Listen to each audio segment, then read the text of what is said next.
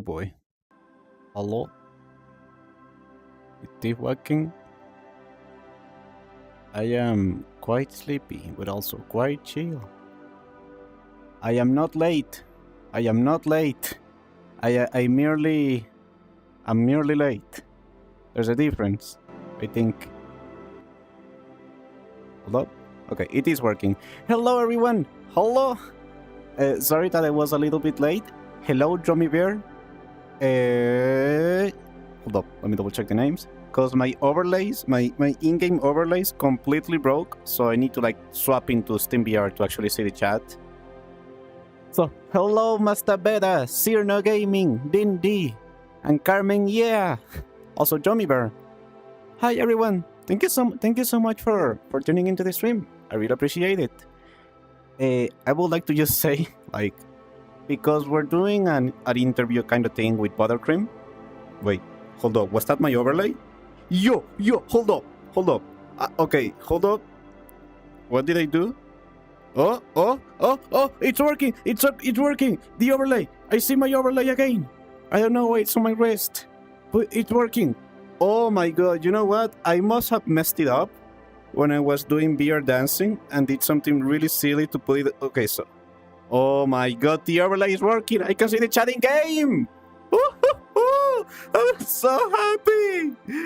God. Okay, I'll have to sort this out at some point. But you know what? Good enough. It works. Okay, I can see the chat. Oh my god, this is so much better. Well, hi everyone. Thank you so much for tuning into the late stream. God, Linia, I see you. I perceive you. Thank you for the 500 beats, Ninia. Thank you. Hi, friend. Hello, Ninia. I hope you had an amazing day. Thank you very much for checking into the stream. I really appreciate it, though. Wait, dude. Yes. It is. Sorry, I was craving attention, so I acted out. It won't happen again. No, it's all good, Ninia.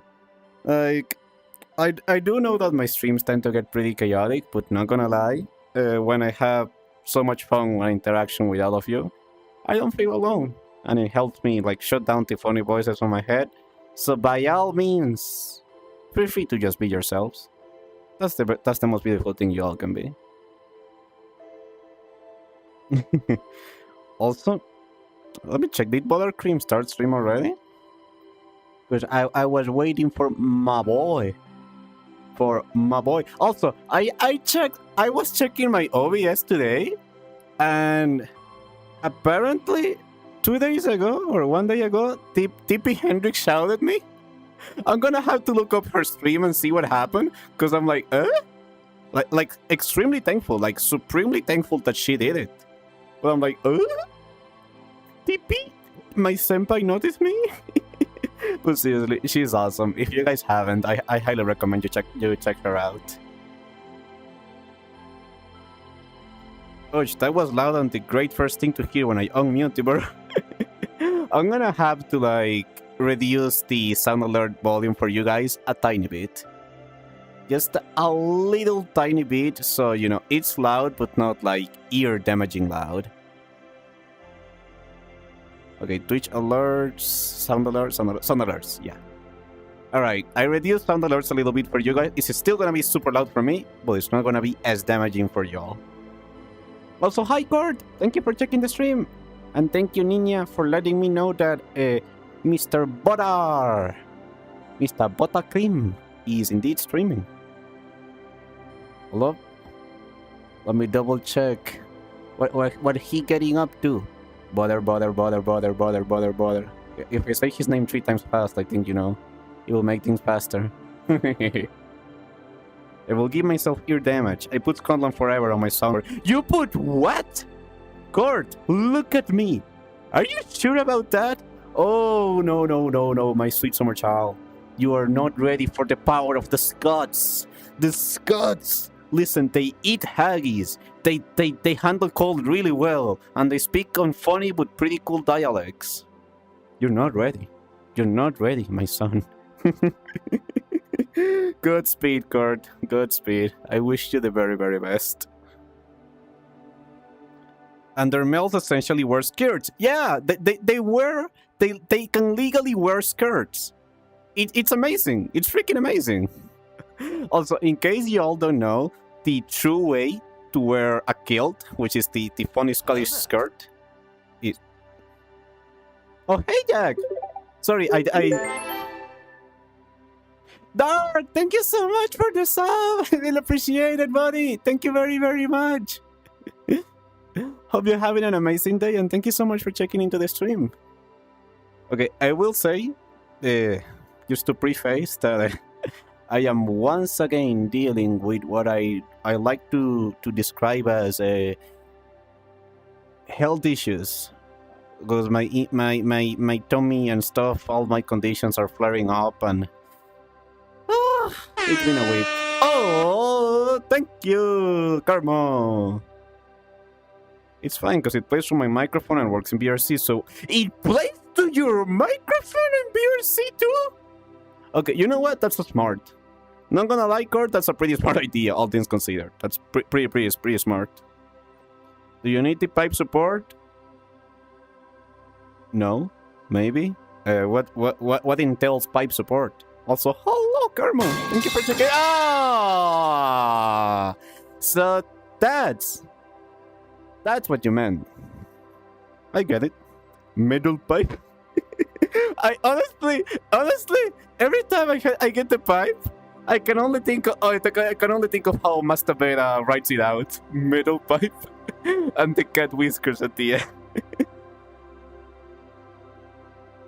Yeah, Johnny. If it's very late for you, then by all means, feel free to get some sleep. There's no need to destroy your sleep schedule.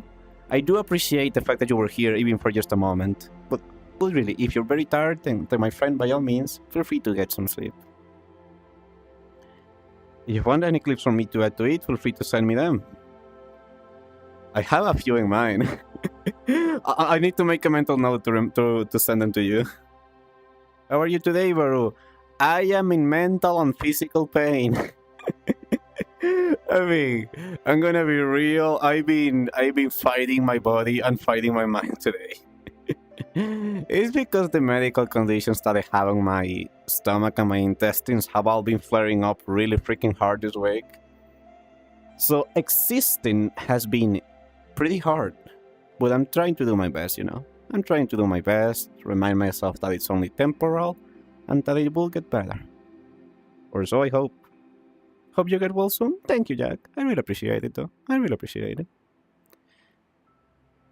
Oh, Mr. Butter! Mr. Butter of the Cream! We require thy presence. I mean, I think. I'm totally not going to stalk him. I am totally not lurking on his stream at all.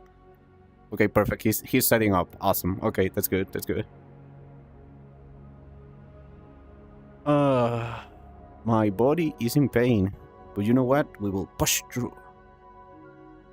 And I mean, since Brother is setting up, I think I might as well take a moment to just yelp for a little bit.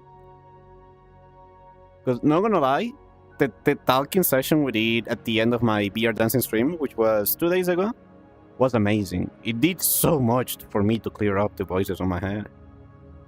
I haven't slept since 6 a.m. and it's almost 1 a.m. But hey, I want to be there for you always, even though it's late. Oh, Romy, that is so sweet. That is so sweet. Thank you so much.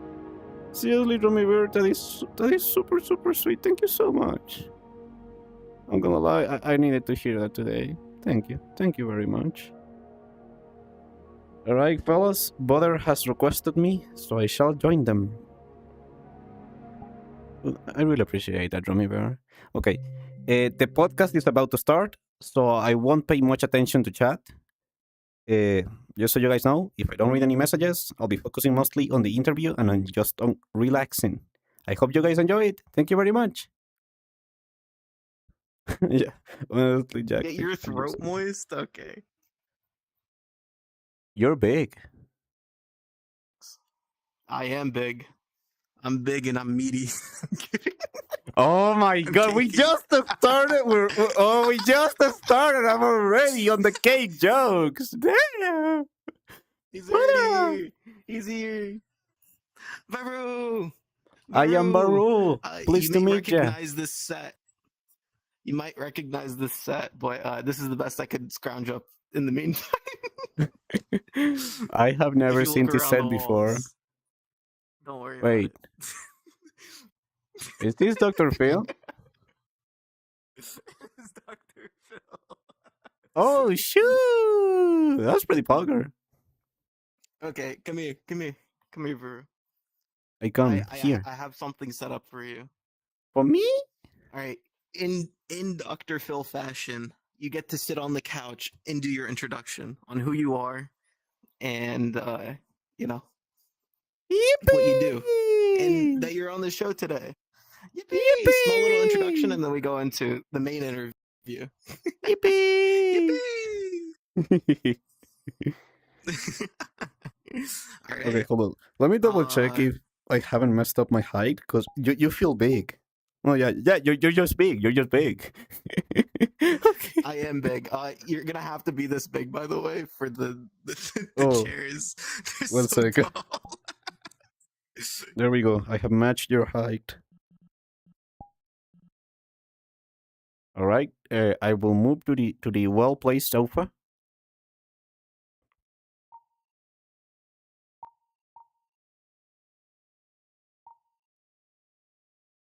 Hold up. Where's my chair? Where's my chair?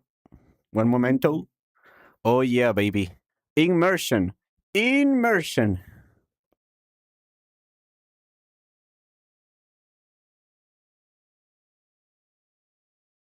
Is this working? Is this a good enough angle, brother? Yeah, I think it's a good angle. Here, let me get into closer like this. Okay. And then now I think you should be a-okay. Awesome. So, hello, people of the interwebs. I am Baru, self-described emotional being with a heart of gold. I'm what you will consider a wholesome streamer slash. Oh my! Disregard that. I just got jump scared by my chat. I'm what you will consider a wholesome streamer. I do mean that I have a big heart because you'll often find me crying on streams or just being real emotional or talking about what's going on my head or on my heart. And it's because at the end of the day, I'm not sure if I have many talents. The only thing I know that I have on my hands is a heart that wants to be expressed and heard. And streaming became that space for me. I do a lot of beer chat, Beat Saber, beer dancing, as well as desktop games during the week. So I'm a bit of a variety streamer, but I would definitely say I focus a lot on beer chat content. So yeah, I'm Baru. I cry a lot, but it's because I feel a lot. I love all my friends, and I just want everyone to have a great time. Help, brother, help me. Perfect. All right. Thank you. Great introduction, by the way, Baru. Oh, Literally thank you. sums you up as a whole. Oh, I was so nervous. Not gonna lie. I'm just gonna let you know, chat is kind of skeptical about the whole wholesome part. What have you told them about me, brother? What have you told them about me? I haven't said anything. Brother, Just Uzazi says wholesome. Wholesome. he lied as or- naturally as he breathed. Okay, let me do one thing real quick, and I just put a simple BGM on my stream, so things are pretty cool. Yeah. Actually, let me do that as well. Dr. Phil BGM. Are you seriously looking up Dr. Phil? You know what? Respect. Hello, The Doggy Dr. Master. Phil theme Welcome to is the only 2 stream. minutes, though.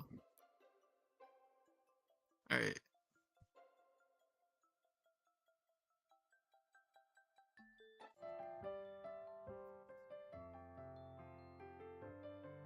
There we go. Woohoo! So yeah, just so you guys know, I'm gonna be focusing a lot more on the interview rather than the chat and whatnot. I do apologize for that if there's any messages I don't read or read later. But this is mostly a podcast between Buttercream and me.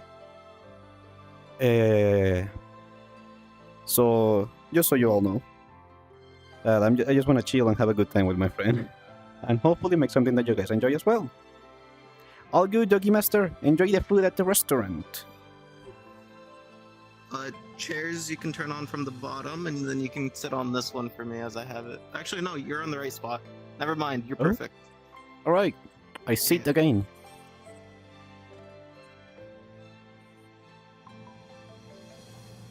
Once again, Okay, you feel give me so one big. second. Did you drink your vitamins lately? I can make myself smaller. No, it's all That's good. It's so all good. many You just have a very imposing presence, very imposing energy.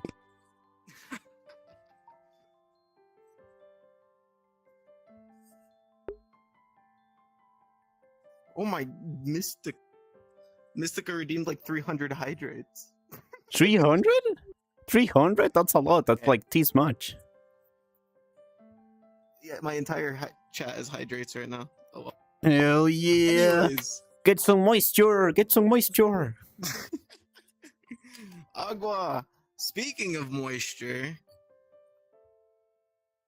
Welcome to the I think moist that's enough meter. about your film. Sorry. Speaking of moisture, I think one of my most memorable moments getting to know you was forcing you to drink water after Beat Saber. Wait, So, how when? much do you think Beat Saber actually? Yeah. So whenever I first got into you, one of Why my do most I- favorite things was give you a hard nap. Are and you then doing the make you clapping? hydrate. I think I accidentally hit the buttons here. Okay, I was like,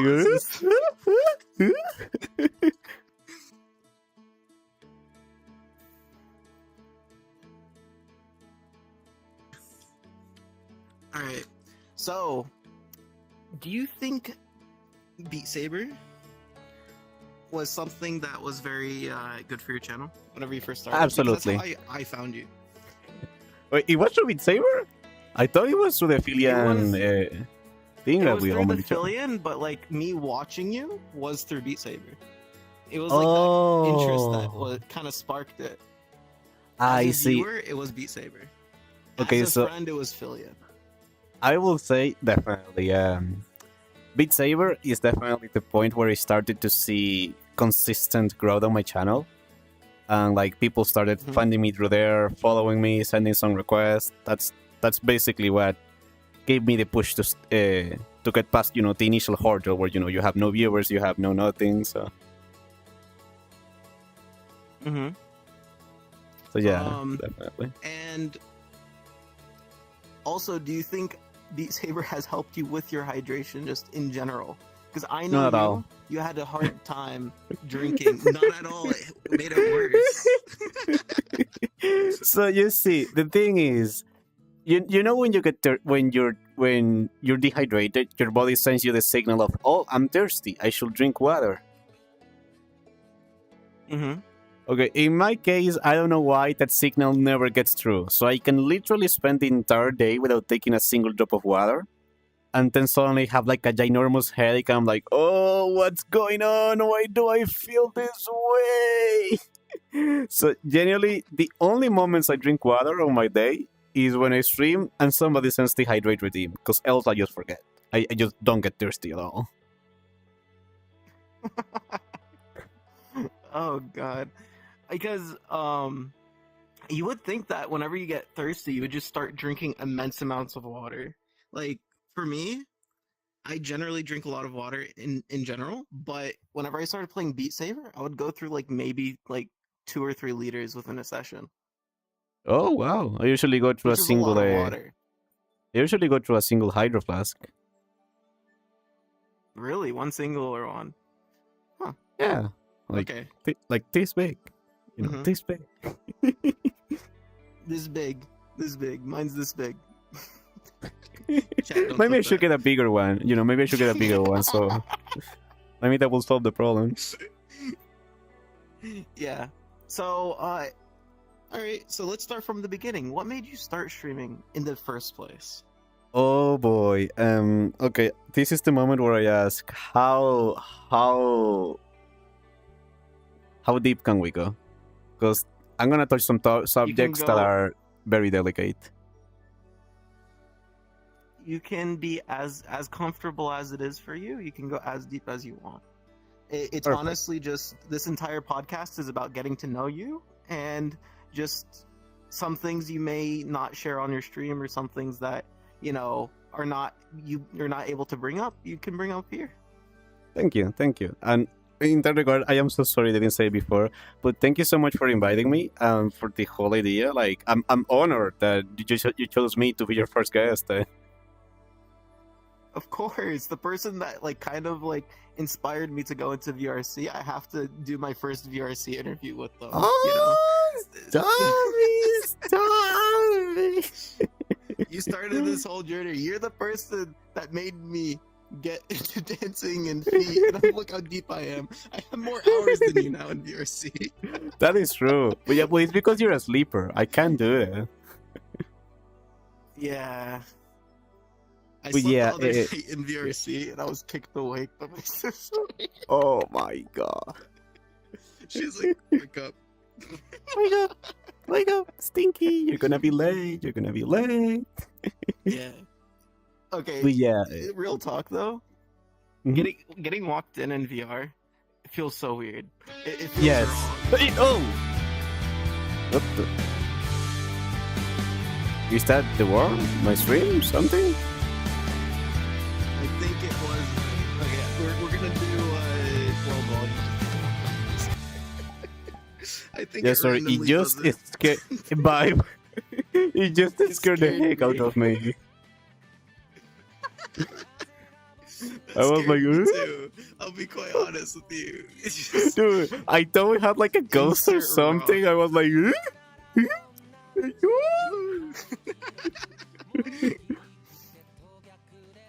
Alright, I think we.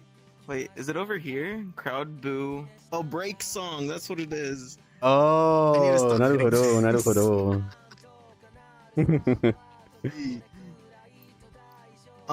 So yeah, you can continue with your beginning and origins and stuff. So going to your question, basically, what gave me the push to start streaming?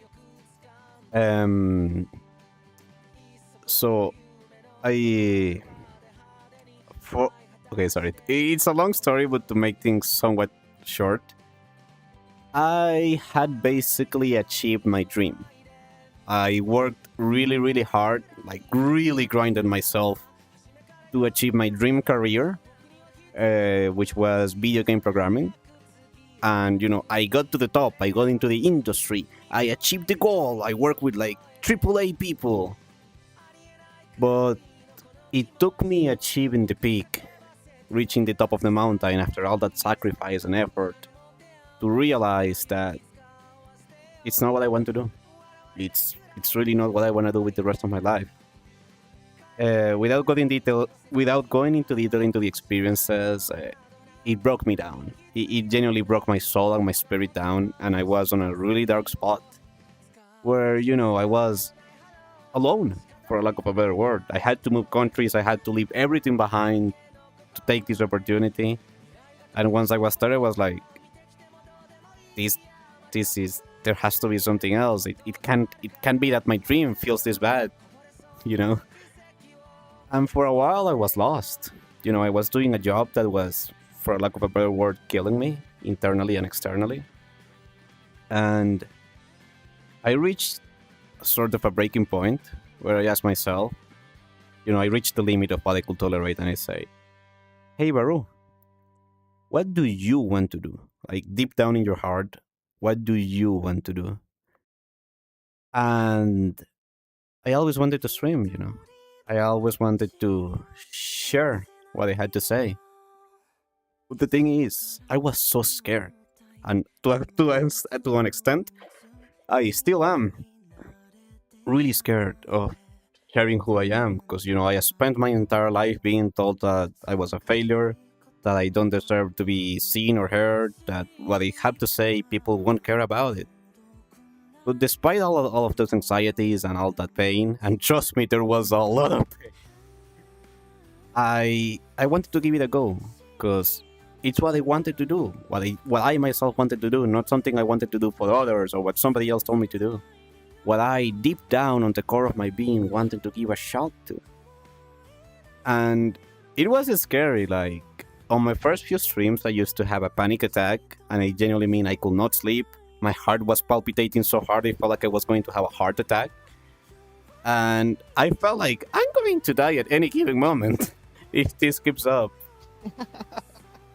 But even though streaming was hurting me so much, mentally and physically, like a sane person will be like, I'm gonna quit because this is hurting. But even though each stream was so freaking scary, especially when you start, when you have nobody watching you but like one or two friends to like, support you, it felt like I was giving my dream a shot. Like, I was at least trying. I was putting the action.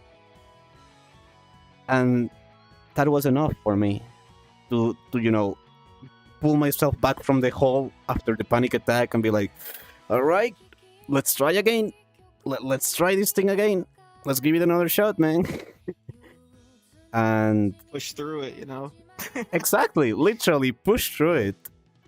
And as Butter mentioned, eventually when I started giving Beat Saber a go, I started having people actually follow me and see my streams and have a decent viewership. And now I can safely say that it changed my life. It genuinely changed my life. It changed the direction I was taking. It pushed me to do so many things I never, ever, ever thought I will ever do in my life. And it allowed me, on top of that, to meet so many incredible people. To meet, seriously, people that I am so freaking grateful to be friends with today. And it pushed me, like, I didn't know video editing or streaming or VTubing software or OBS before. And learning all those things, it felt like a kid on a toy store with a free-for-all coupon. Because I was learning new things, like my life was starting to get exciting again, because I was like, wow, how do you do this and that? And how do you edit? And how do you record? What's a good clip? What's a bad clip? It felt like it was giving me life again. Because my life had lost everything. It was just dark, but this brought the color, the emotion, the joy. Everything back. Sorry, I was a bit of a long answer, but yeah. No, it's completely fine. I would love you to go as much as in depth as you think is necessary. So if you think it needs to be that long, go for it. Messing out, but I would say that your journey has definitely been a special one, and that I've been watching very closely from afar. So from afar at the beginning, and then now very closely as a friend. But it's honestly, the road that you've been on closely follows a lot of other creators, especially whenever you say the anxiety that you get from whenever you start doing a stream. I know I've talked to you about this in private, but I like whenever you start doing streams and stuff like that, you feel like you're like, why are they coming and watching me? Why yes are they here? yes Why are they? And then God, you're like, yes. and then like, especially like whenever you're at the beginning, whenever it's just you, and then there's these couple people that first come in, you just start having like doubts. And after after like I hang out with anyone IRL, I'm like, did I say anything wrong? Did I do anything wrong? Just like start like the brainworms, they start to eat you out, like in the head. And whenever you do streams, it's the same way, but it's not just one friend that you hung out with or two. It's everyone that watched the stream. You're like, did I leave a good impression with them? Did I make them happy? Did I, and all these thoughts settle in, and it's very hard to accept these thoughts and to, sort them out, comb them, if you will. Yeah, so absolutely. I personally went through this a lot, many times, but I'm super glad that you're kind of like, you're at that stage where you're like at acceptance, where like you're starting to learn. It only took a year. It only took a year, but you're at that road. But I think it's going to be a lot easier from here on out, because you are very transparent with your community and you're very open with them. So I think you should be very okay on that front, and that's something that I very admire in you, because it's kind of hard to be transparent with a community that, you know, like you said, all your life you're kind of told, hey, you can't be this transparent, or hey, you can't be, you know, can't talk about this or that. But whenever you have your community, you feel safe with everything. So getting to that place where you can be like, hey, I can talk about this and tell them about this and be very transparent with them is an incredible feat to have. And, you know, Thank you. it's Thank you something that so I much, strive brother. to be able to achieve one day. Thank you. It's funny that you mentioned that the aspect of transparency. Oh, sorry, I just got piped. You're good. I got buttered while you were describing it, so we all have our own things. God freaking. So this is the thing with live streaming a podcast. These things are gonna happen, and you just have to roll with it. Of course, I had to keep a straight face while Neko Arc was saying "smooth like butter" the entire time you were explaining. Respect. God, I could not hold it in. I will not be able to holding it in. Respect, brother. Genuinely, respect. I literally looked at the camera and went like this. That's the thing, though. Like sometimes, whenever you stream, you have to like save things for bits and stuff like that, and it sometimes takes a lot and a lot of training for you to have the mental discipline to like just wait. Oh yeah. I don't know if you've ever done that, but it takes a lot of mental discipline to like do a bit intentionally. But yeah, honestly, you have a very good point, and it's about finding the space between the dead air, when to say something, when to react, or in my case, I have what I will consider is word diarrhea, where because I get overwhelmed and overstimulated very easily, my filter disappears. So you know that feeling when you say the first thing that comes to your head? Imagine that multiplied by 10 times. Let's go. So it makes for great content. Probably leads to amazing clips. It does, but the thing is, then I look at my clips that my community clipped. I'm like, what? Why? Why did I say that? When did I say that? What's wrong with me? What the freak, bro? like seriously. But yeah, one thing that you mentioned that I really, really want to say is the transparency with your community. And you make a really good point that, ever since we're little, we're told to, keep stuff inside, be a man or be a girl, and we don't talk about feelings because that's feelings are yucky. You're supposed to man it up and take the world by your fist and fingers and whatnot. I come from a pretty particular country where things are pretty hard, and people in general, not all people, because you can't generalize, with a pretty good chunk of people react in pretty bad ways to pretty much everything. So when you see all this violence, all this hatred, at least for me, it was a call for there has to be a different way. There has to be a different way to go through my life, to experience things, because it can't be all hatred and violence. It can't be. And that's one of the reasons why I'm so open with my community. Like, if I'm having a good day, I let them know I'm having a good day. If I'm having a bad day, I let them know, hey guys, I'm sorry, but my head today is not doing well. And it's because, our time in this world is so short. Like, genuinely, when you think about it, it's so short that we might as well do the things that makes us happy, Despite what society or somebody or a parent or a friend or a governor says, if you're not hurting somebody else, and if what you want to do makes you happy, go for it. And in my case, I think I just learned to no longer care and just say what I have to say. If somebody loves it, awesome. If somebody hates it and wants to cancel me, that's also okay. That's their opinion. But it's not gonna stop me from just being myself and saying what I have to say. And if you want me to be honest with you, that's something that is very hard to come in terms with, because as a content creator and a VTuber, you have to be on Twitter. You look at Twitter all the time. I and then hate you social media. look at what- Bro, I hate social media so man. much. It's so baity. Especially hey, do you want to be friends? I'm a new VTuber.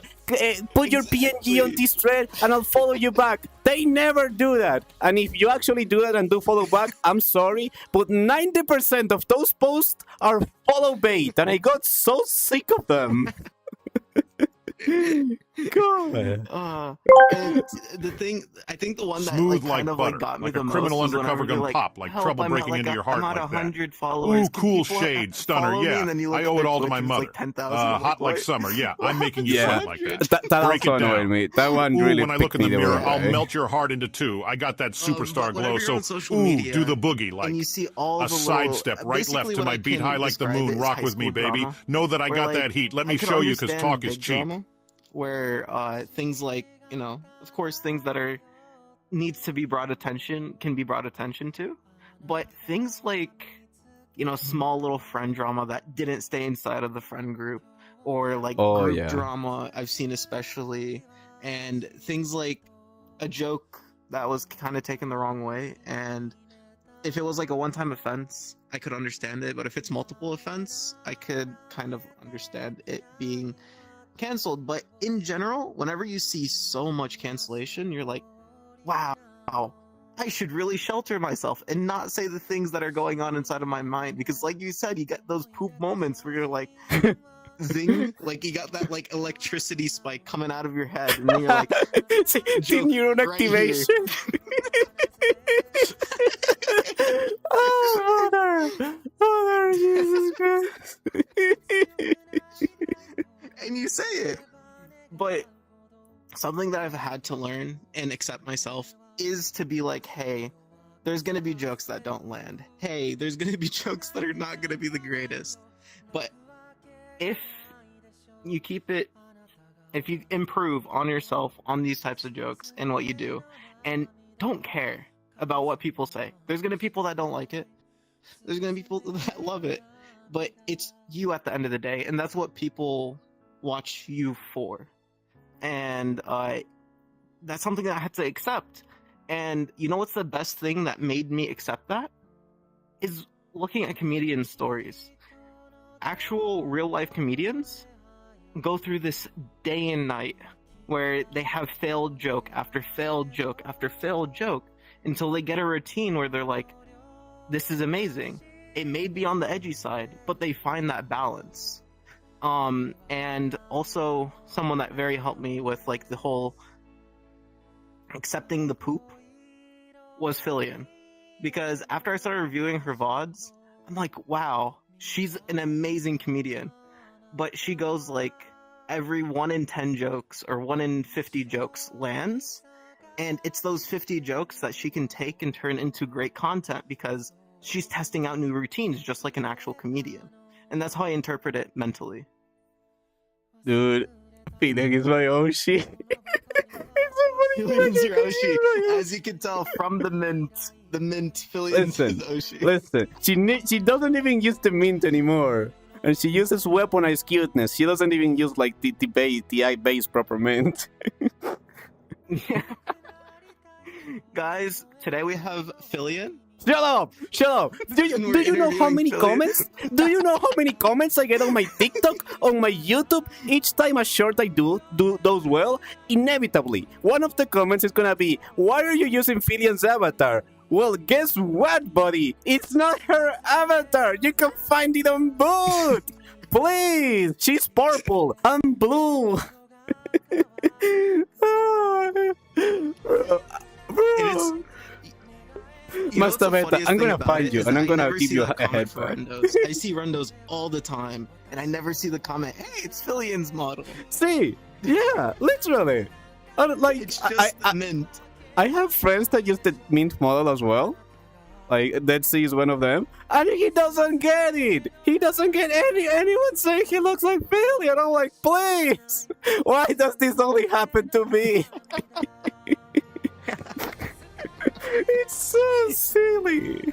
Like I learned to roll with Yeah, it. guys, it's Fillion. Yeah, it's like, oh yeah, it's Filian wearing the blue accessory and the completely different outfit, and you know. Yeah. But I will say, since you mentioned Filian, I really want to hear. I know you're supposed to be the one asking the questions, but I'm really curious to hear what are your thoughts on this.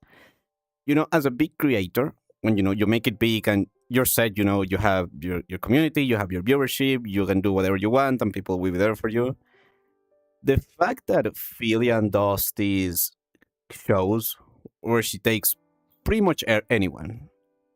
Oh, sorry, you're doing something? No, I was just reading the TTS. Oh, okay. I'll respond to it afterwards. Yeah. You know, the fact that she does these shows where basically anyone is allowed. Like 1 follower, 2 followers, you haven't even debuted it, you're in. Sure, because there's so many people, your chances of getting picked are really freaking slim. That's, the nature of it. But the fact that she allows so many people to have a bit of that spotlight, it really blows my mind away. Because as a big creator, I feel like this might sound silly or selfish that you don't need to do that. I mean, you're set. You're basically at the peak. Like, you can do whatever you want and people will be there for you.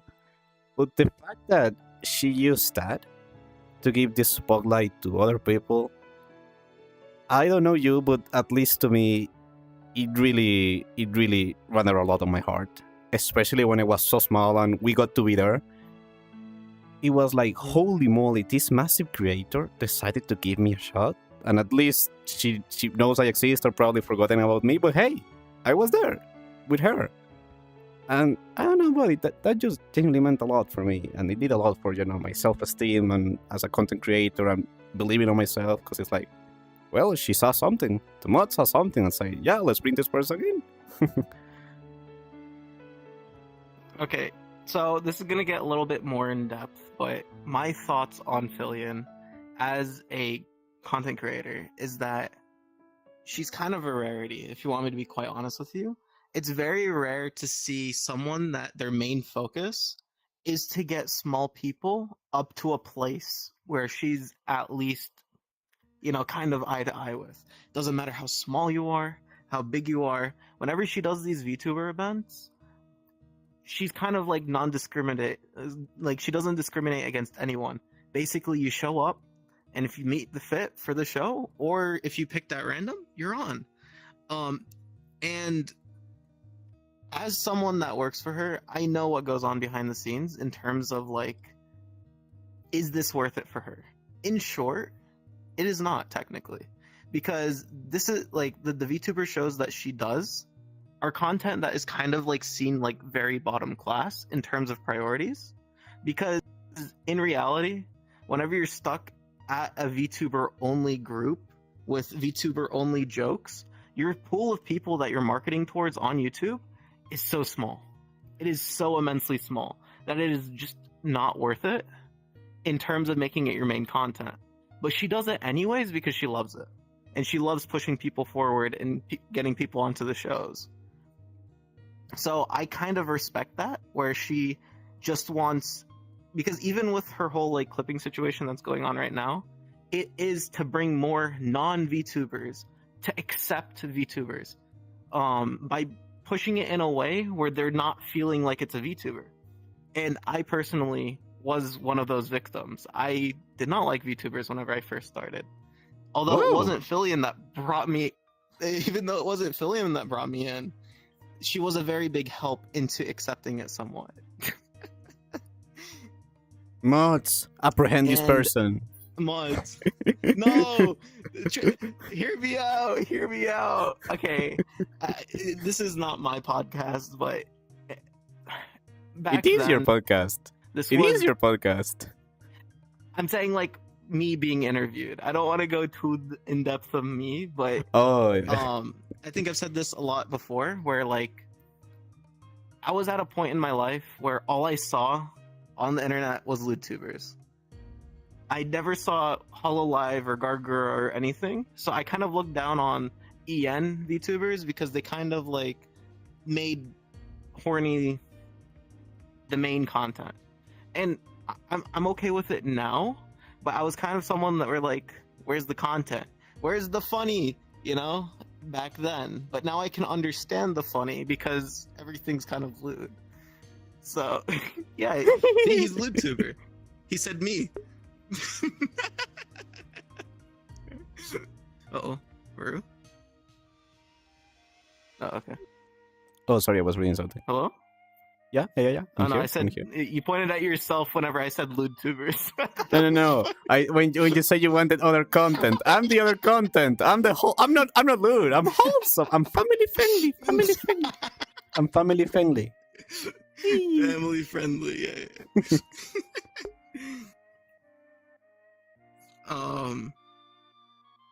So, Fillion was one of those people where I was like watching it, and mentally I didn't think, hey, this is VTuber.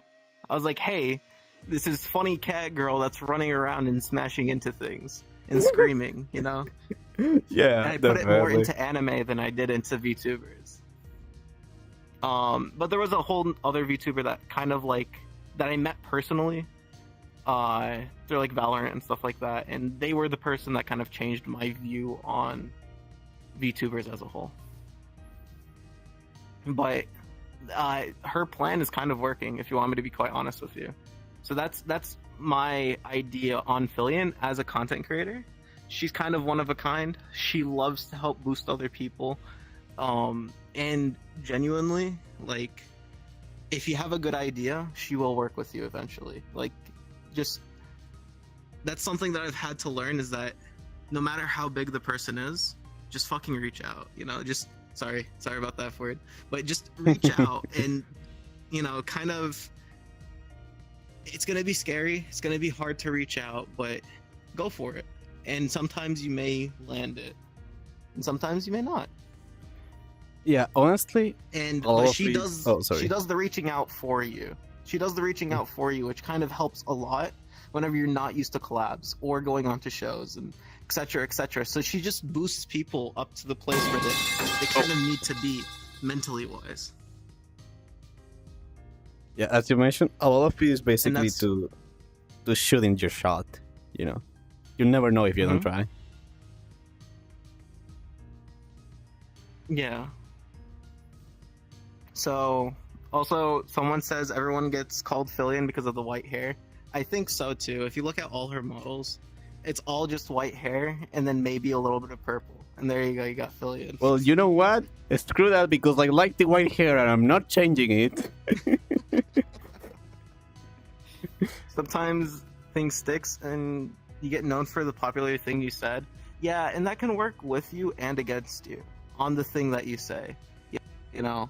And that kind of falls into the whole comedy routine of where you throw the pasta at the wall, whatever sticks. If it doesn't stick, then it's probably like cooked. Pretty much, yeah. Or it's not cooked enough. Yeah. You like jump scared Varu?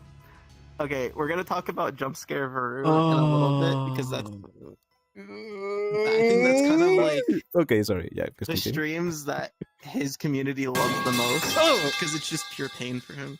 I'm sorry. So no, it's all good. I'm just getting piped. You're getting piped. There you go, jump scare Varu. I had I had Capone in my chat say, "Time to drown Baru in a barrel of hair dye." I'm never changing the white. Okay, I like it. I might do highlights or something, but I like How the about- white. How about we do inverted Varu one day, where the hair is blue and the hairpin is white? That could work. That could work. That could work. Join Blue Squad. Let's go.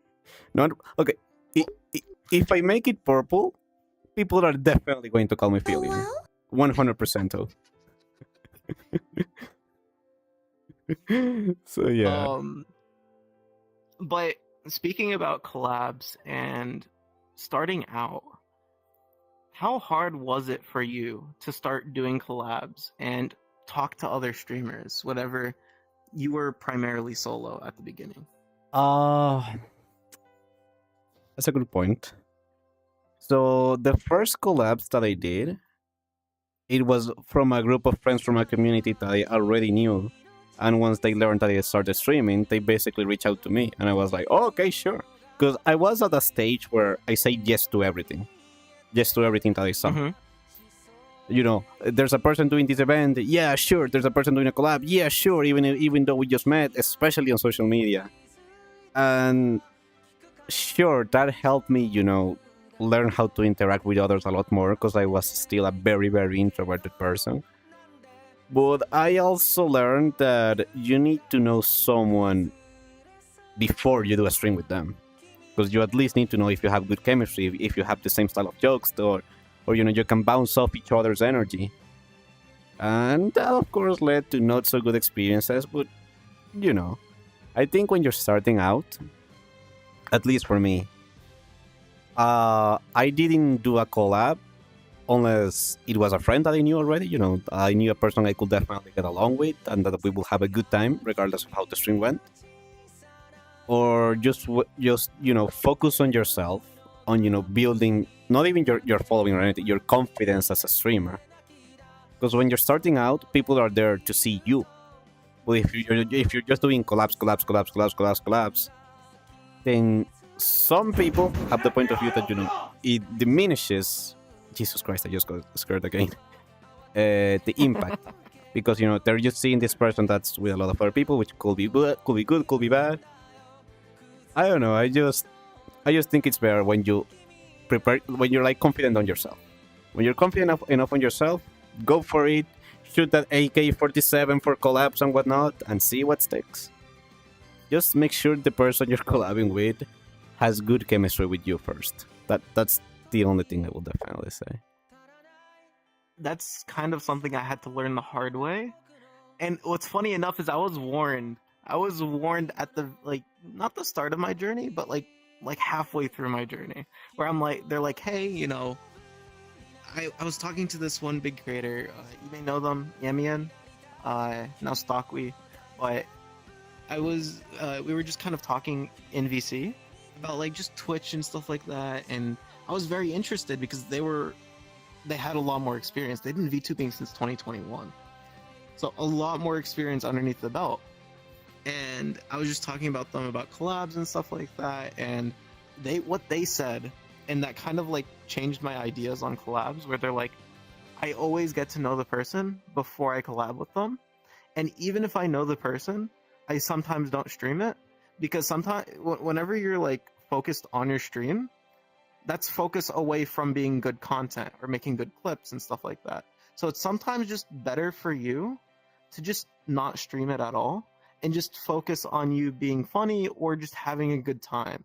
Because if you have 4 streamers, it also takes the pressure off. I think you were right about to say it, sorry, but yeah, it also takes the pressure off because you're not worrying about, my child, am I being funny or this or that? You're just focusing, hey, I'm hanging out with this person and I'm having a good time and I don't need to care about my stream. I'm just gonna enjoy myself. Yeah, and that's something that I had to learn the hard way. I'm like, yeah, whenever someone gives you good advice, I'm very generally good at taking advice, but I've only had good experience collab-wise until then. I'm like, yeah, that just, you are probably not funny enough internally, mentally, and then I just hit that one collab where I'm like, what do I do? The chemistry is not chemistry. It's blowing up. What's going on? What's going on? What do I do? Oh, I'm so sorry, mother. Push through it and get dragged through the entire collab. Yeah, until it's over, and then you're like, oh no, what did I just do? I think it's inevitable. I think to an extent, it's like when you learn to ride a bike, you're going to fall. You're going to 100% fall at some point, and you're going to learn how to not fall. So even if you have all the people telling you and whatnot, I think you're going to have the experience, you're going to learn from it, and then it will be very clear, Yeah. Yeah. And so now I have that mentality now where I'm like, hey, I got to know you first. And I've seen this a lot happening with my friends as well, because they also experience the same thing I did, where they just all kind of are like, okay, I get to know you first, and then we get to collab, and it's all fun and games. And also, like, don't feel bad if you just don't have chemistry with someone. It's just, that's life. Sometimes people all have different interests, and if those interests don't collide, then it's just not meant to be as a collab. It doesn't mean that you can't collab with them in the future. Wait, hold up. Wait a minute. That certain That's it. collab or Hey, style yo! where it's one-on-one That's may it. not be a perfect Hello! Welcome! Welcome, Raiders! Thank you so much for the raid! That's it! Hold on, I don't think we have any mods here, so I'm gonna have to do this manually. Give me one momento, por So favor. that's kind of something that a lot of people learn the Sorry, hard way. just because one they kind second, of, like, one disregard second. it because Minty they're having so raid. much fun with the Woo! collabs that they first started off with. Let's see. BR. Did we do it? For me, at Yes! least, getting to that Hello, everybody! place Welcome! Thank you where so much for the can raid, that's it! I collab was seriously an appreciate it, immense buddy. area. We're having a podcast with my friend Buttercream over here, and we're just Where, like, chilling. We're vibing. For me, We're having I a was good always time. a solo streamer, and getting to that point where No, you're seriously, like, thank you so much for the raid, that's it. I hope hey, you had I fun can with reach the out to God of these people. Gamba. Hey, I hope I it can be didn't like, crash hey, on the stream you're this time. cool, you're funny. But Let's seriously, collab, buddy, let's have fun. welcome everybody. I am It was very Baru, hard. And emotional that's why I being with ask a you, really big heart that was will it often cry hard on for you stream. to get I to hope that you're all having a spot great day. or not? For me, it was Philly, and that The pushed B me stands because for we had that Bamboy. giant. What? Whenever I say giant, Nani? 248 people in a singular call, Oh my where we god. just all got But shoved in seriously, everyone, and I met hope each you're all having other, an amazing day. and somehow it Thank you worked so out. much for the raid. And I that's kind of tremendously like the appreciate point it. where it was And like the to breaking anybody point who of, doesn't like, know, hey, I check can out talk that to other CBR. streamers He's a and fellow meet new mint. people. He's awesome. He deserves a That good time shout. of the month. What? Thank you so much Bruce for the having sub. his Hey. little moment. Yeah. I'm going through a raid. Yeah. Just one quick second. Sorry, what? No problem. Okay, I stand up. Thank you so much. I really appreciate it. But yeah, check out Dead Sea as well. He's an awesome streamer. Follow me. Incredibly funny person, and he will get a smile out of you. Whew! But once again, thank you very much. I hope you all enjoy your stay. All right. Sorry about that. My pillow just fell to the No ground. problem. No problem at all. You're too sweet, Baru. No. I'm just saying what's on my heart, Dead Sea, and I mean all of it. I genuinely wish you the very best, buddy, and I know for a fact that you're gonna go far. So don't doubt yourself. You're doing great. You're doing great, okay? All right. I am 100% focused, ready, cracked, and locked on. Thank you so much for the sub, Hick. I really appreciate it.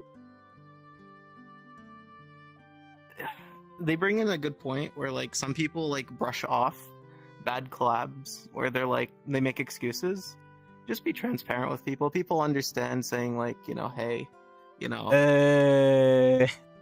You can be transparent, but there are, there's all kinds of people out there. Of course, I'm trying to not generalize, but sometimes it's best to just, if you have a bad collab with someone, depending on the degree of how bad it was, it's better to just, put your distance within that person and, end it quietly.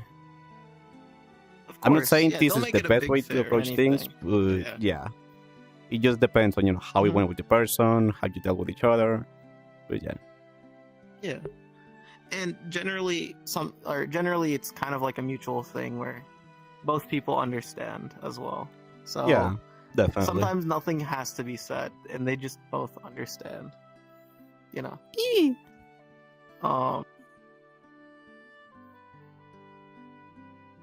So let me double check that my audio levels are correctly set. Yeah, we're Gucci. We're Gucci. Okay. On my end, at least. What else was I going to talk about? Oh yeah, getting to that point where I was like, okay, I can talk to other people and collab and reach out was immensely hard for me. Like the breaking point for me was the whole forcing 200 people in a single call and forcing yourself to talk to at least a couple people. I know that feeling. Wait, okay, so when you're an introvert, collabing is like challenge level 1000. It's like, oh my god, I need to talk to other people that I don't know and get them to interact with me. Yeah. And At then, least it does get easier. Like the more you do it, it's like a muscle. The more you train it, you know. And funny enough, VRC has been something that has definitely helped me in terms of socializing. Really? Because Oh, whenever I got invited to KOVR, it helped me get accustomed to talking to big groups. Yeah, you Shout know, out to getting KOVR. invited to KOVR. I wonder who did that? It was actually Mystica, just letting you know. Oh, it was Mystica. That scoundrel. It was It should have been me. It should have been me. Mystica I'm kidding. invited I'm me. kidding. Mystica was like, "Hey, Varun, I'm Varun kidding. goes into this like whole club every Saturday." I'm like, "Oh yeah, I'll join." Oh my god. Rice, thank you so much for the 5 gift subs. But, Afternoon. Wait, Rice, But it's super late seriously, for you. KOVR Why, Giga because I Chat? never Thank you so really much, had a Rice. group I went to, so We're forcing myself to touching be with in a Mr. group, Buttercream. socializing Mr. for hours Buttercream. on end, really did help because then I could meet new people, talk to them naturally, Absolutely, and Giga just Chat. have a conversation without like getting that nervous breakdown Thank you so where much, like Rice. you Say internally serious, were Rice, like, for you I too. am saying something. Buddy, I am currently doing podcasts. It's the things I have to do to collab with people on the other end of the world. Butter. Butter. Butter. I know you're supposed to be the one asking questions, but can I bring a subject real quick? If it's okay with you? Oh yeah, that's totally fine. Sorry, someone walked in. No problem. Yep. Yeah, go for it. Ask a question. Okay, thank you. Well, more than a question is, you know, the subject of, because it's something that's been coming up lately a lot, especially during this week on my mind. You know, doubting, like you know, I think this applies to everything in life, but especially the creative industry, especially streaming or content creation. Doubting yourself and believing in yourself, because I think it's a subject that a lot of people face. Some talk about it, some not so much, but I think in general terms it's something that people don't really tend to mention.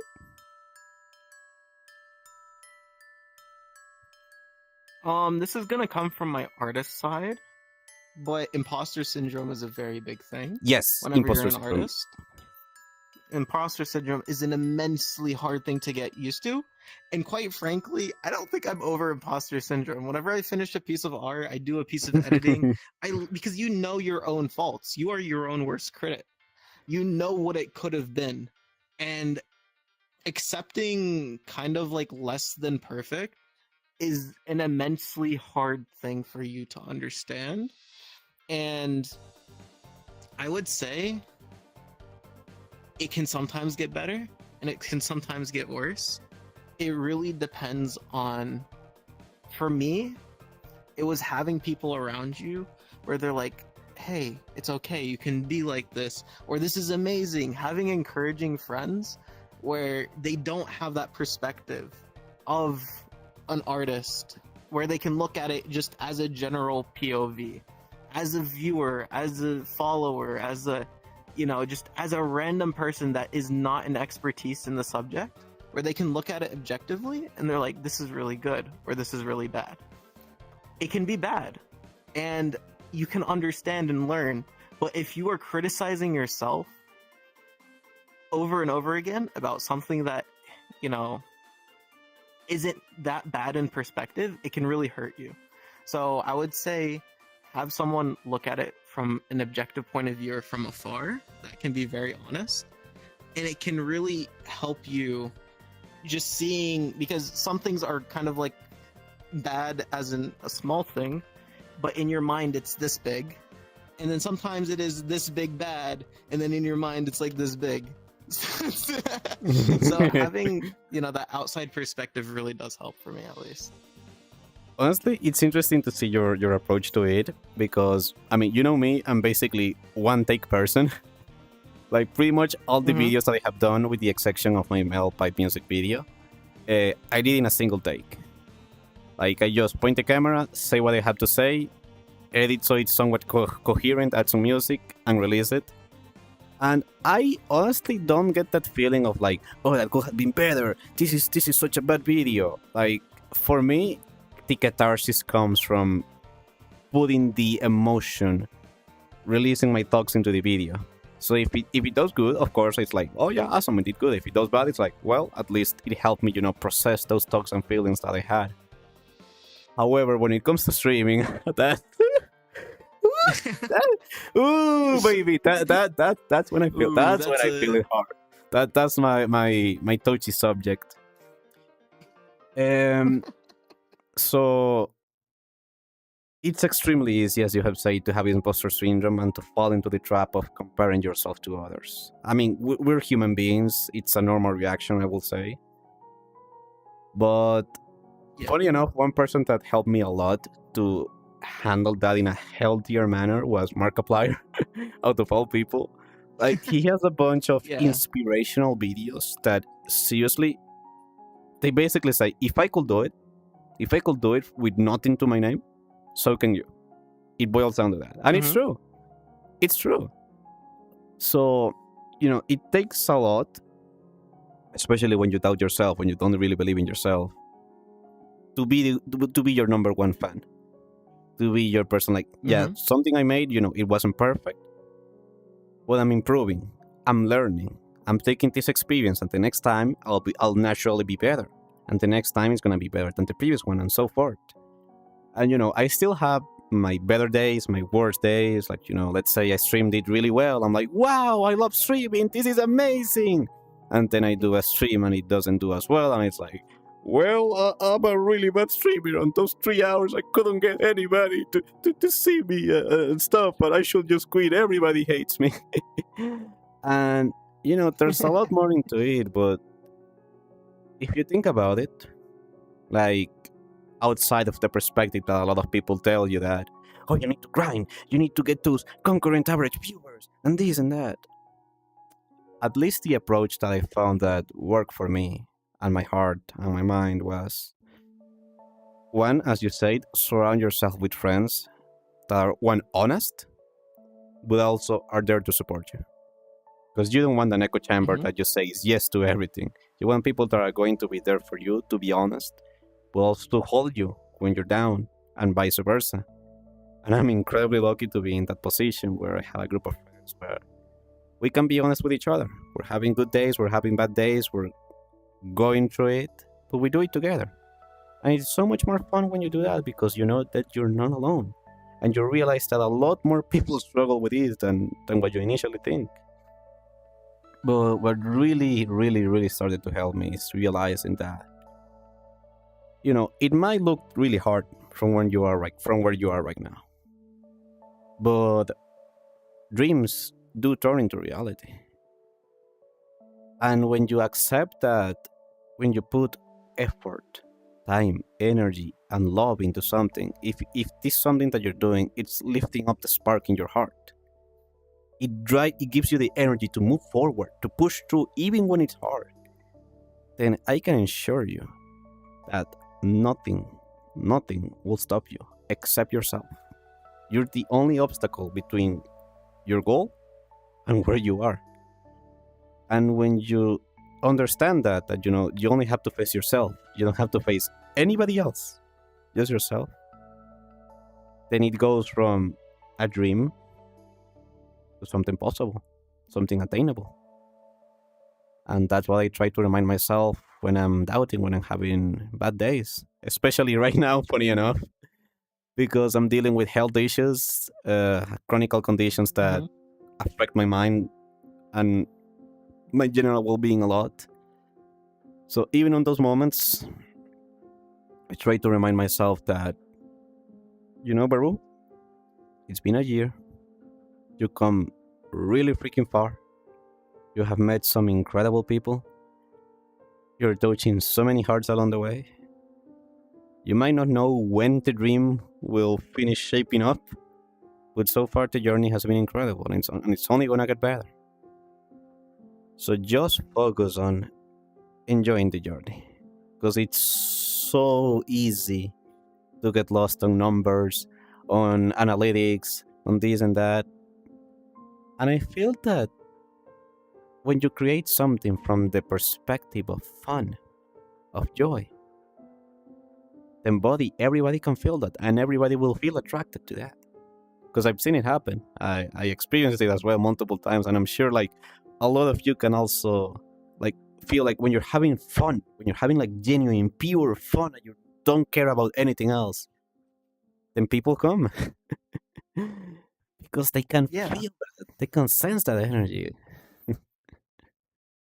Also, I'm gonna switch to my bed because I've been sitting on a post this entire time. Oh So- God, brother, don't do that to yourself. Give me Yes, one no, second. no. I've We don't need been an sitting on a wood post. yeah. We don't need another Project Melody incident. Alright. Oh wow! So remember what I say when I have no filter when I get overstimulated. Yeah. Well, this is it. This is it. Welcome in to Unfiltered Brew, featuring Buttercream. I am Baru. Yeah, you're gonna have a compilation one day of like, you know, have you seen like Markiplier out of context or PewDiePie out of context? Oh where God, they just yes. cut it at the wrong moments. It's You're gonna have one of those beautiful. compilations one day. I hope so, buddy. I hope so. Have a good night, Drummy Bear. Thank you for being on the stream. Get some good rest. What were we talking about before? Like I kind of blanked out for a second. Right before that. You were lucky now. No, I was having an emotional moment. No, I heard it. Just one word. That's all I need. No, yeah. Believing in yourself. Believing in yourself, yeah. It's hard. It's hard to believe in yourself. But funny enough, someone that kind of like helped me into like realizing to just do it. Like it's gonna sound cringe coming out of it's true. Just saying like just do it. But do you know the Backyard Scientist and Nile Red and their podcast? I am so sorry, but no, okay. But I forgot what it's called, but basically it's just a bunch of science VTubers and engineering VTubers. Or not VTubers, YouTubers. And they have a podcast where yeah, they're flesh tubers, and they talk about like what they did in the week and stuff like that. But one of their topics for one of the weeks for the podcast was the people that come to them saying like, hey, I'm not succeeding on YouTube. Hey, I'm not succeeding while streaming. Hey, I'm having issues like this. And they're like, well, what efforts have you done to become better and believing in like, and they're like, well, it's not the right time. It's not the, you know, I haven't gotten this equipment. I haven't done this. I haven't done this. And they're like, just stop. Just stop thinking that way.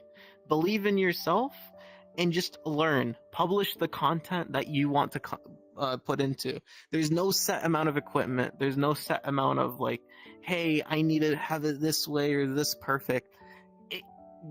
It can be a shittily edited video, but if it has plot, if it has effort, you will slowly get better at editing as you do the content and stuff like that. And that's kind of what they pushed, where they're like, hey, if you're not doing it and not believing in yourself, you will not be there. It was a hard reality that kind of hit me. It hit me like a truck. Because at the time, I was like, kind of swaying left and right, or like, do I stream? Do I not stream? Do I stream? Do I not stream? And it was just kind of that like truck that hit me. I got isekai'd where I'm like, you can't just ignore it. You have to put in an effort and just do it. Just do it. That's it. Like, it's gonna hurt.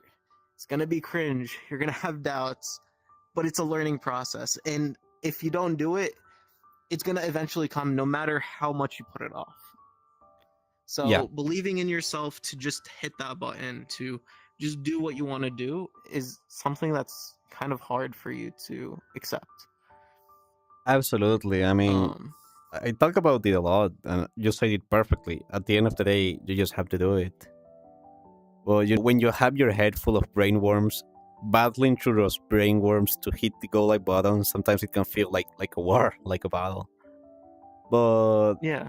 Oh, by the way, it was called Safety Third. Oh, I see. The podcast Safety Third. Yeah. Oh, thank you. I'll look it up. Sorry about cutting you off. No. Sorry. It's all good. It's all good. But I'm pretty sure everybody struggles with this, and I don't think the feeling ever goes away.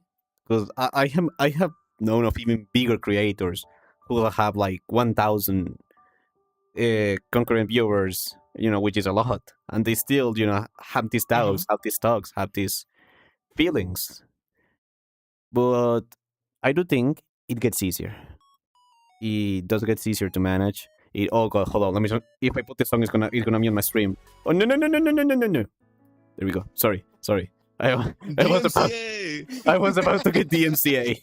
Yeah.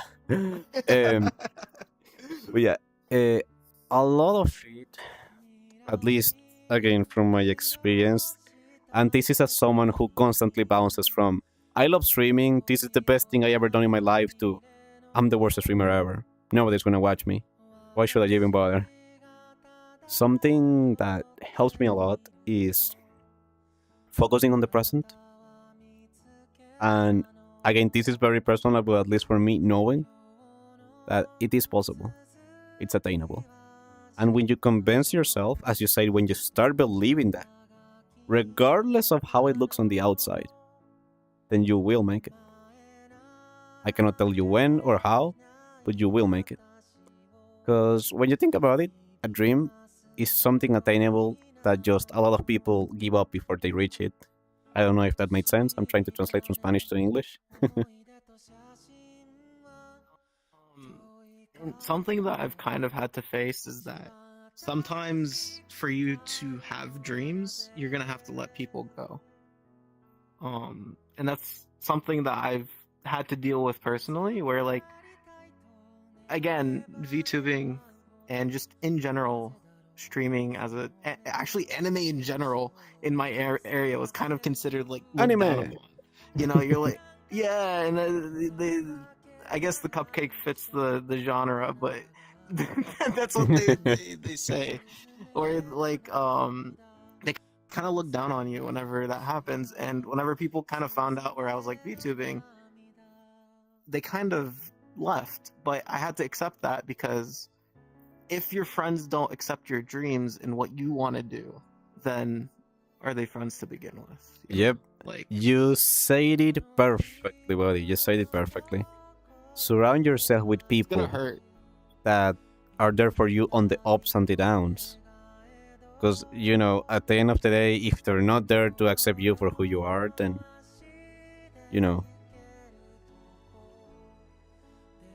Yeah. And it honestly hurts a bunch whenever it happens, especially whenever you first start. Like, I was like maybe a month or two into it, and I was like, hey, I could be somewhat transparent about it. Worst decision. They just kind of like dipped and never talked again. I'm like, okay, hasta luego. Just like,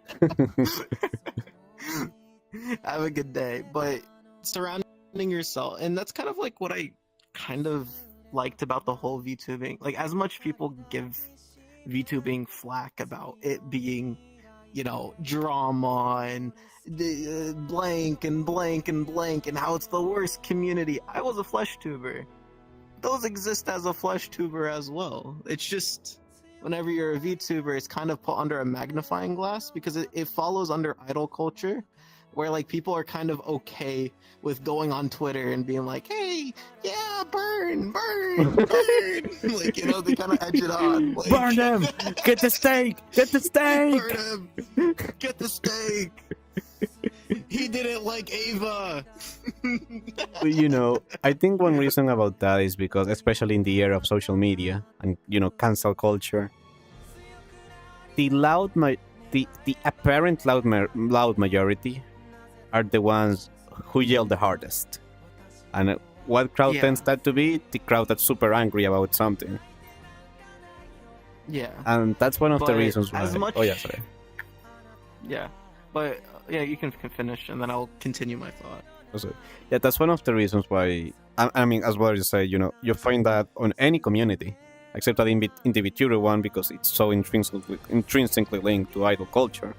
When there's an accident, people just blow it the heck up. It's like something that should have been left to a Discord DM or like a private message, and it just gets exploded because people waiting interactions, baiting, following, looking for clout and whatnot. Which is why I just grew so tired of it. I just chose to focus on, I wouldn't say positivity, but just something more liked, something more kind, something that leaves you feeling better at the end of the day rather than feeling worse at the end of the day. Yeah, and the reason why I say like as much flack as there is and hate towards kind of like the whole community, I kind of like feel at home here, if you want me to be honest with you, because it's just honestly it's a bunch of introverted nerds being introverted nerds. Yes. You all have our like little groups where like you can just Yes. fucking just be yourself, and like you like this thing, there's a group where you like this thing. It you is, want to do this thing, there's a group. It is right on. The This is coolest Potter's thing podcast. is that whenever they merge, all the groups merge into one thing, and they all like one thing, and it's amazing and it's beautiful, and it feels kind of welcoming, and I've never really felt that before. Honestly, same. Where Like, I never been part of a creative or creator community before, except the game dev industry, and I never really connected with anybody there. To be honest, I think deep down I just knew it wasn't for me. But on the VTubing community, holy moly, I used to be an introvert. And it's pretty much forced me to turn into an extrovert. And I'm glad it did, because the friendships that I have now, the people that I met, and everything is like, holy moly, this is amazing. And generally, if you're willing to avoid a few rotten apples, which are very obvious to see, you can find the most loving, passionate, compassionate, and talented people out there. And as brother said, at the end of the day, they are just as scared of you interacting with them as they are scared of interacting with you. As in the whole, oh, are they going to think I'm like annoying them? I don't wanna be like pushy, or what if they think I'm chasing cloud or whatever? At the end of the day, they think the same thing, and when you finally reach out and they reply back, it's like, oh my god, I always wanted to do something with you, but I was so scared. And we're just a bunch of nerds doing something that we love at the end of the day. I don't know if you've ever had this interaction before where you're both friends, like you were in like a kind of a group where you just added each other as friends on Discord just by chance, and then you guys are just like kind of like pushing the DM where like you're not sending it, but you're like typing it, deleting it, typing it, Yes, deleting it. But it happens on he both knows. sides, and He then whenever knows. someone finally sends it, you're like, yeah, I wanted to do this. You Okay, pushed it on. I thought that would get easier, but to be honest, I still go through that phase. Anytime I'm reaching out to any of my friends, I write at least 3 messages before sending them, and when I finally send them, I get away from my chair, and I just go away.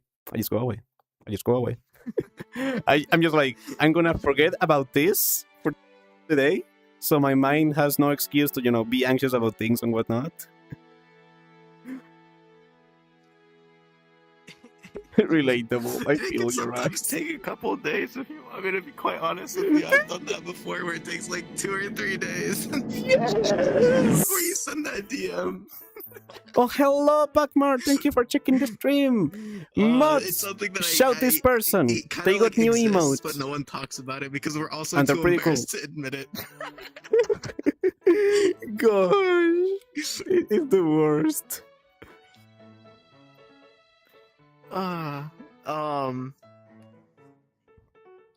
Alright, so I think we kind of got on the whole like mentality of streaming. Alright, we're gonna get into the deep Veru. Oh boy. Genres. Yeah, genres in streaming. How has different genres affected how you see streaming? What do you mean by genres?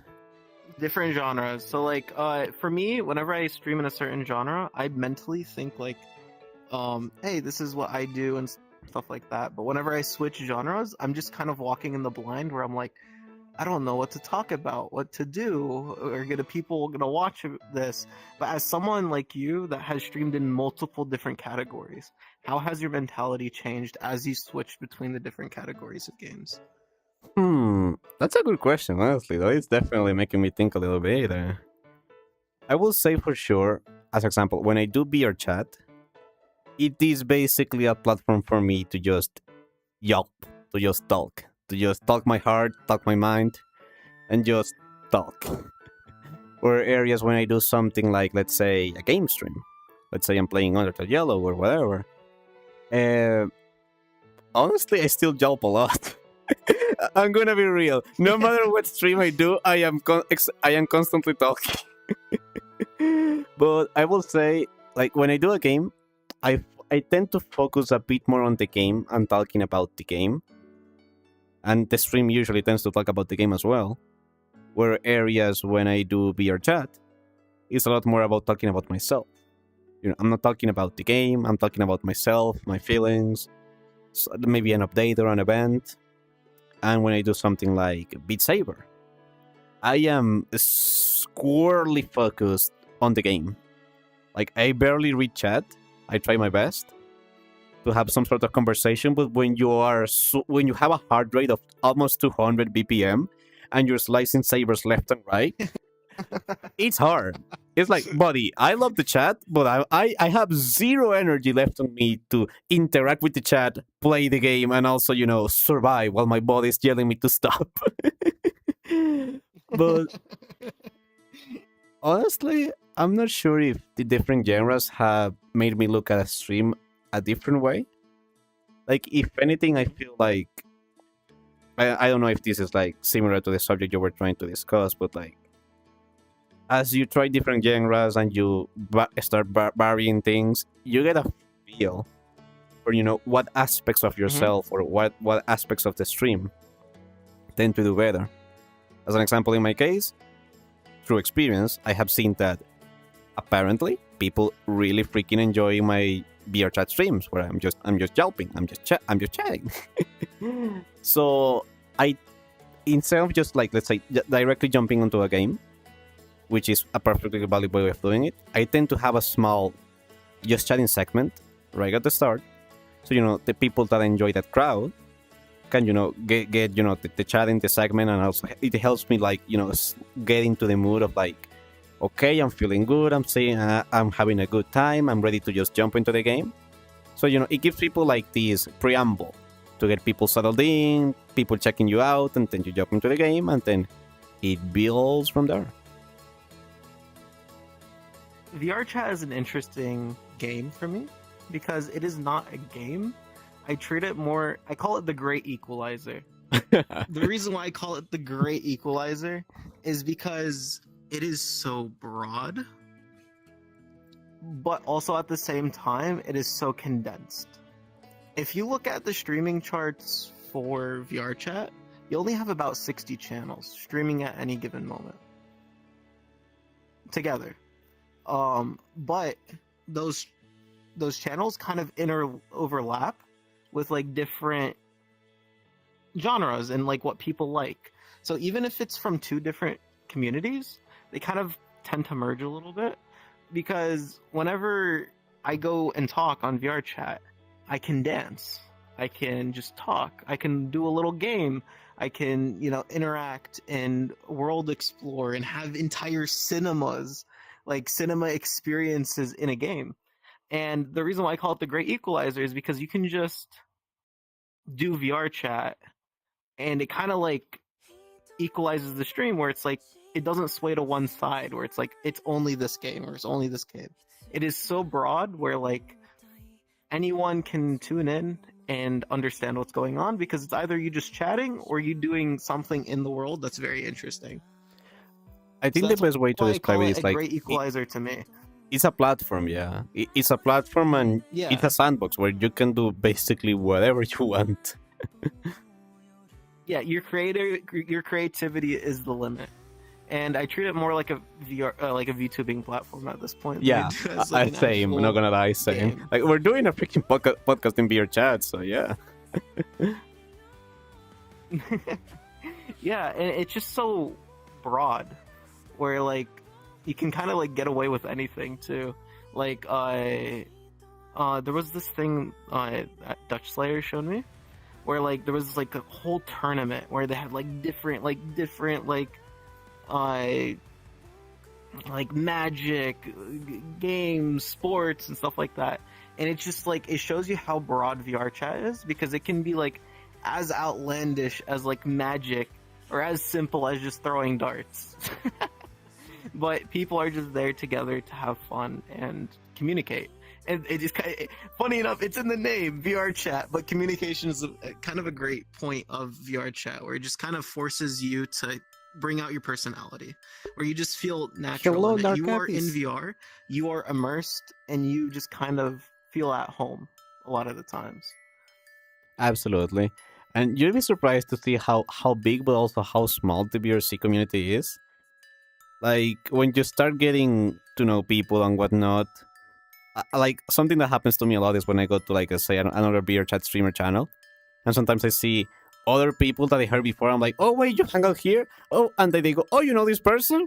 And it's like, it's really broad, but also at the same time so interconnected, you know?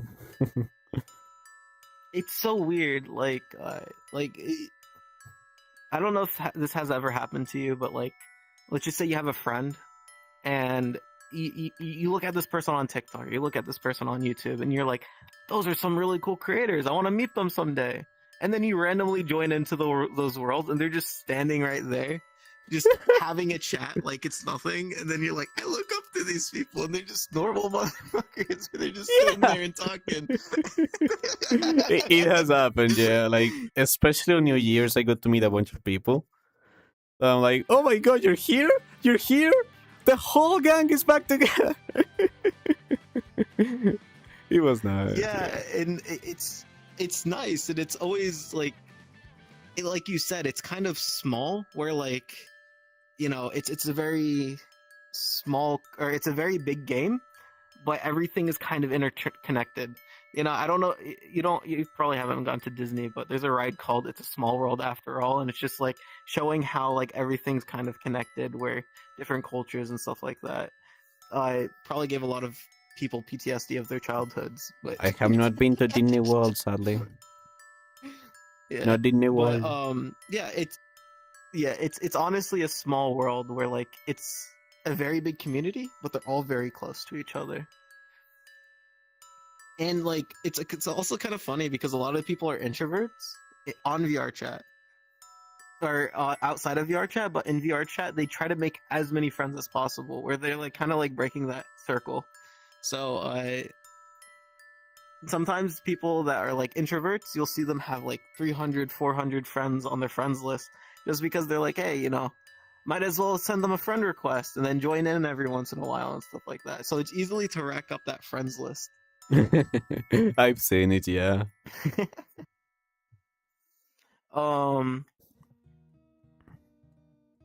Now, the reason why I brought up categories is scary games. I know that's it's a portion that you didn't want to get into, but your community has kind of like nudged it slowly until you finally did it.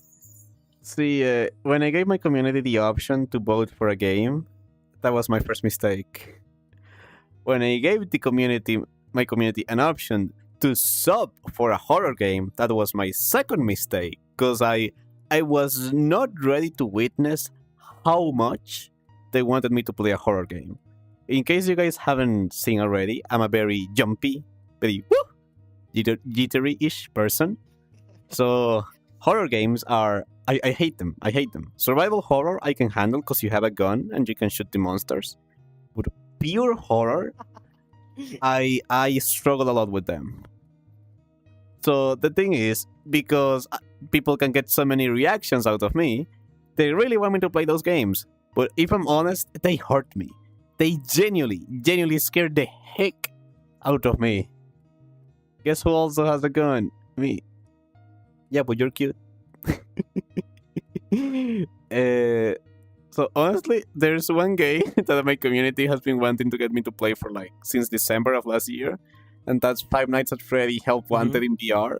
And they paid their channel points for it, so I'm legally obliged to do it. And I don't want to do it. I don't want to do it, but I really don't want to do it. Hold up.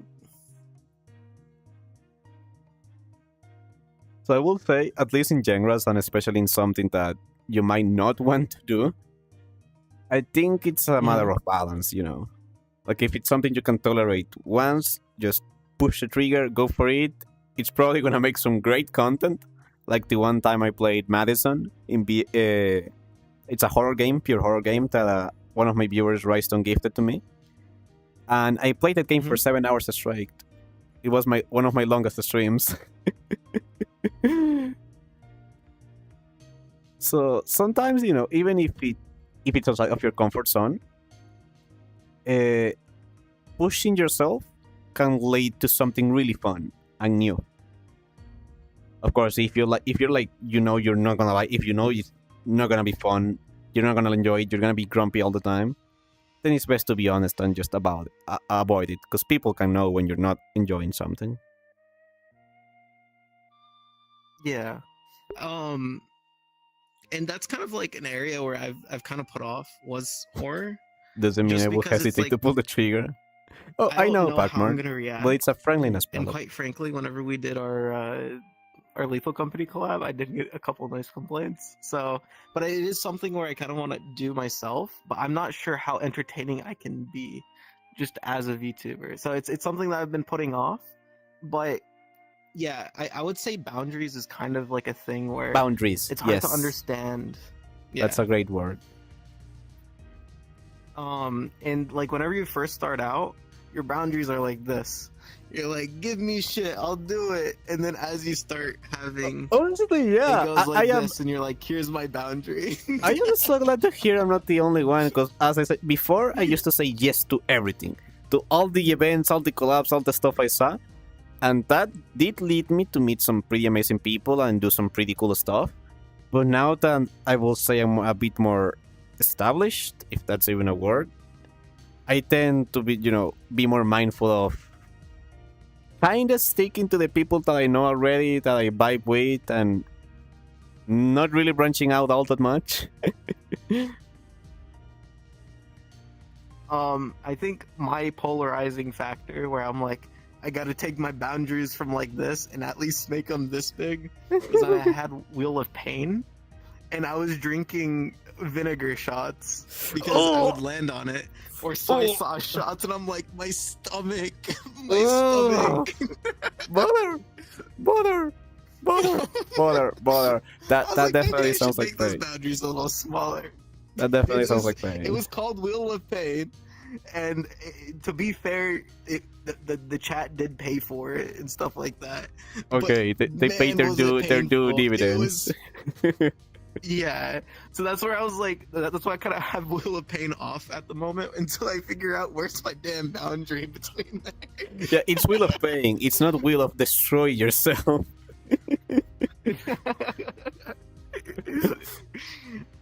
So I would say finding boundaries for yourself is very hard until you experience whatever you feel is uncomfortable. Sorry, brother. You need to hear this. Pac-Man on the chat just say it sounds like chemical burns to me. It was, dude. Okay, oh, so God. I'm gonna talk about a story where, so there was this one point. So all the Wheel of Pain was if I die in Minecraft, I do Wheel of Pain, or you pay 100 bits, and I do a spin. And quite simply, what happened was that there was this person that really liked spinning the Wheel of Pain, and there was a string of events where it was down a water bottle, take a shot of hot sauce. It was red hot sauce. Take a shot of vinegar, do 20 squats, 20 curl ups, and after that, I'm like, I'm done. I'm done. We're done. We're not doing this again. I'm not doing this again. And then I sang USA, Frozen afterwards. rah. I just pushed every button. USA, I pushed every button where I'm rah. like, we're not doing this, bro. Oh, brother. Oh, God. No, no, no, no, no, no, no. No, no, no, no, no, no, no. But Gosh. in terms, yeah, it's all for the content. Here's the thing. Mentally, I'm like, it's for the content. It's for the content. But I was so mentally destroyed where I never even turned it into a short, and I never even saved the VOD. It's deleted forever. So I went through the pain for nothing. Get the content. He didn't even get the content, Chad. He didn't get the content. I didn't get the content, Chad. Okay, not gonna lie, speaking of content, going back to the Philia and VTuber dating show and making a clip of that was probably the most painful memory I have of my life so far.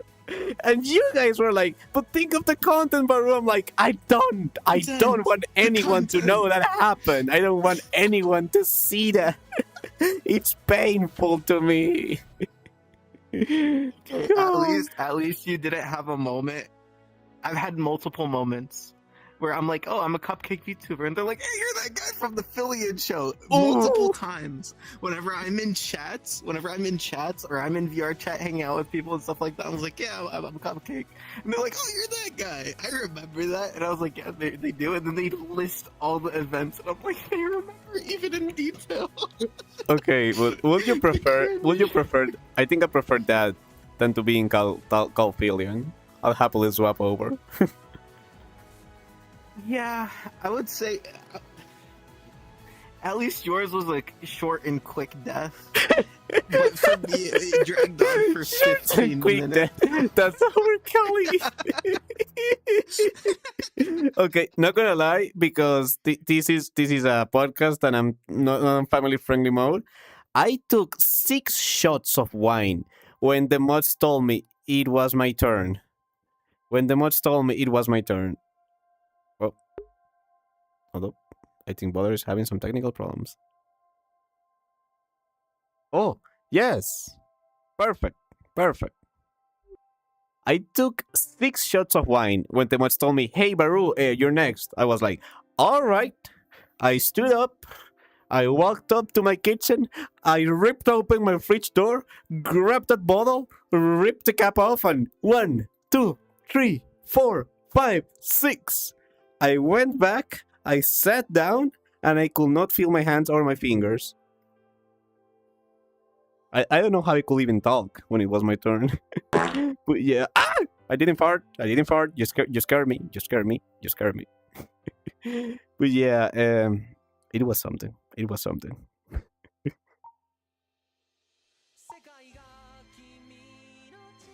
Wait, hello? Yeah? Can you hear me now? I think I accidentally muted. Okay, Yeah. can you see what's behind me? Yeah, I consider drinking in VR. Question mark? I had to change it whenever you're talking about this. No sniffer. But I don't have that. Okay, so for me, I can't drink, of course. So, but I do have moments where I would call them like I call it crunch time, where like you're under immense pressure. So I just start speaking at 1,000,000 words per minute, and I burn myself out before the show. Where I'm just like hyping myself, where I'm like, get through this, and then as soon as the show comes on, you're like, just ready to end it. Oh, buddy. Speaking of the subjects of shows, I don't know what your thoughts are, but if I ever have the opportunity, or better, when I have the opportunity to host something on that scale, I'm still figuring it out, but I really want to make a show where everybody wins, at least something. Because, you have hundreds, if not thousands of people on the waiting list. For some, it's like the middle of the night. For some, they have work tomorrow.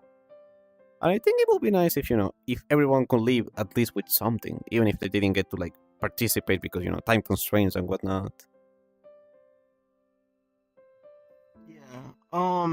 I would say the hardest thing for events, as someone that has hosted an event or two, was the time zone, especially like a tournament. Whenever you have people like we had people from Brazil and stuff like that that were coming, Oh like wow. professional fighters, professional like fighting game players. Yeah. And we had we had people from Japan, we had people from like Brazil and stuff like that. And finding a time zone and scheduling things where it was like, okay, this person can play now and this person can play now, it was very messy. So I would say if I were to do another tournament, it would have to be kind of like NA only or EU, or like a mix where it's like not so spread out. So you can have everyone go in a certain order. And like you said, you can have all winners where like, yeah, even if it's a little small, you know, you're kind of controlling the group a little bit, where you have a little bit more control over it. Winner, winner, chicken winner. Winner, winner. But I would say finding like a middle ground where everyone can feel like a winner is kind Thank of you, like Cap. hard. Thank you, Captain. Because like mentally, how people think, Thank you. whenever they lose, they're like, oh, I could have won this. So even if you win like second place and stuff like that, you're like, oh, it's not first. So finding like a middle ground where like everyone can be happy is kind of hard. I can see, At least yeah. to me. Yeah. It's okay. We just But it would need be kind of interesting to see what you cook up. $1 million. That's right, $1 million. Mr. Beast. I put a million VTubers in a room and I give them each $1. You won't believe what happens next. Hit me up. That's your next video. Your next video idea. Or something like that. Okay, do you ever feel pressure? Okay, this is gonna get weird. Do you ever feel pressure seeing videos like that where like it's an immense event that they did, or like they give away $1 million, or I hosted a tournament for my friends for $10,000 and it's like Ludwig or Mr. Beast and stuff like that? Do you ever feel pressured whenever you make a tournament or stuff like that, or make an event where you're like, what am I providing? I'm like providing like what, a sub or something like that? Or sometimes like for my tournament, it was kind of like just people wanted to play. Where like, do you ever feel like imposter syndrome of like, is this enough? Is it worth it for people to come and join? So see, that's the fun thought. That's the fun thing. Because at least for me, my imposter syndrome, like I can make 1 million videos and be happy with them. Like, I know for sure they're not perfect, or 1 million events, and be happy with, they're not perfect. I can try better next time. I can learn from it. But I don't know. But the thing that stings me in that regard, for some reason, is the streaming. Because, I mean, I already say you know me. I'm one take person. I don't really put all that thought or effort or. I also see that I don't even put all that much effort on my videos. So when it comes time to like release something, let's say an update on your streams or a new overlay or whatever, I do make something that makes me feel happy, but I'm not looking for perfection. When I stream, on the other hand, that's when I go full psycho mode, and if things don't go well, I can be extremely soul-crushing bad on myself. And that's one thing I'm really trying to get better at. And it's kind of hard because like with YouTube, there's like an algorithm that's like easy to follow.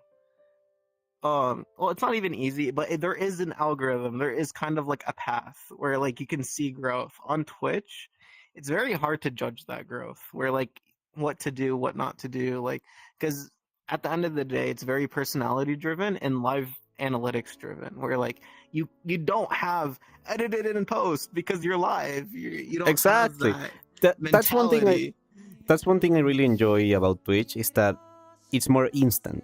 If it goes well, it goes well. If it goes not so well, it goes not so well, and that's it. Whereas in YouTube, you spend a lot of time making something, and then you release it, and then it can take weeks, months, or sometimes years to see if it ended up being a good video or a bad video, Yeah. And uh, so one thing that I've kind of learned about YouTube is a lot of it is kind of dependent on your other videos as well in terms of like growth. Now, big spike, big view, yeah, that's random. It's kind of like dependent per video, but your consistency also has a big role into it. So that's kind of what we've noticed is that like you're a newer channel, you haven't posted many videos, or you haven't posted many videos in a long time. Your growth is kind of like this, and then it grows and grows and grows, and you'll have consistency. So a lot of people like release 1 or 2 videos, feel discouraged, stop. But I would say don't stop. Like it's, you know, whenever you're on YouTube, I know it's like, you know, it's a lot harder to release content versus whenever you're live, because again, you have that live feedback. You are live. There's no other extra things you need to do other than you being mentally there, being entertaining and stuff like that. Where on YouTube, where you have to like edit, do things in a certain way, different timestamps, you know, metas, and you know, this needs to be this way, or this needs to be this way, or like this needs to be released on this time, and blank, blank, blank. It can kind of get daunting on a person, but at the end of the day, just again, release your content, because I kind of fall into that trap where I'm like, it's not good enough, and I don't release it. Honestly, brother, a really good point. Like something I've seen happen a lot, like not just myself, but a lot of other like editors and whatnot. They say that, as example, in shorts or maybe in videos, the ones that they just randomly did or they put less thought into tend to be the ones that do the best, because you know they're not overthinking about, oh, is this good enough? Is this shot correct? Is the placement here? Is this transition fine? Because they're just not overthinking all of the time, just doing F it. We ball. Just send it. And Ron kind of brings up a good point here, where it's like the best events in the world are the things that, you know, he says the best events are where people come in not for some reward, but to just have fun, like in terms of like Yes, Olympics and stuff like that. So definitely. in tournaments, like I know whenever we had, I don't know if you had tournaments, like video game tournaments whenever you were in your country and stuff like that, but over here we used to compete for pizza. That was our tournament. Pizza. And it was my most memorable moment was Aww. competing for pizza, and whoever loses Mario Kart has to buy the entire group pizza. Dude, that's so wholesome. That's so wholesome. You are full of cream after all, not just evil intent. Let's go. Baby Mario for the win. That was my main. That was your main. I low-key thought about making a Mario Kart tournament where the loser has to, or the winner gets a pizza. But figuring out the logistics for that was kind of impossible, because that's like kind of telling people, hey, give me your address. Like, I you mean, can't they're throw in like, someone like a Papa John's pizza or something. I mean, you could get the winner like a Uber Eats coupon or something. You know. Yeah. Well, that could work too. Yeah. Or you can get 1 million Like pizzas. That's right. Everyone was tired of it. Yeah. That's like timing and figuring out scheduling for tournaments is kind of very hard, because again, you had like people like Vru that was some like drunk and tired boy energy. Oh, can we talk about that? And then you had people like me. Yeah, you could go for it. Yeah, the Mame Hinata boxing tournament hosted by TP Hendrix. Okay, so the great boxing saga is basically, it was 3 a.m. my time, and I had consumed what you guys see on the background quite a bit beforehand, because I was hanging out with my friends on beer chat, including Butter. So when the tournament arrives, I was not only very, very, very sleep deprived, I was also a bit zoinked. So I was presented 2 options. Do I lose the match instantly so I can go to sleep? or do I win every single match and win the tournament so I can go sleep like a champion? And to my surprise, despite my desire to just go the heck to sleep, I won the tournament. I won the freaking tournament. I don't know how. Nobody knows how I did it. I still don't know how I did it, but I just put my hands up and I didn't stop until I slept. I'm gonna reveal some secrets here. Detsy the entire time was giving me tips on what to do, on how to position myself. He was like, "Bro, listen, what? please. People gave me money. You need a win. You need a win. I got bribed this amount of money. He took bribes. I'll call the ding late. I'll call the ding late, and you go in behind him and hit him in the back of the head." Bro, he freaking sold out. Detsy, you absolute rascal. I still won. Oh my god. Dude. And I was just so confused about it. Where like, you remember the time where he ring the bell like 3 times? It was because I didn't move.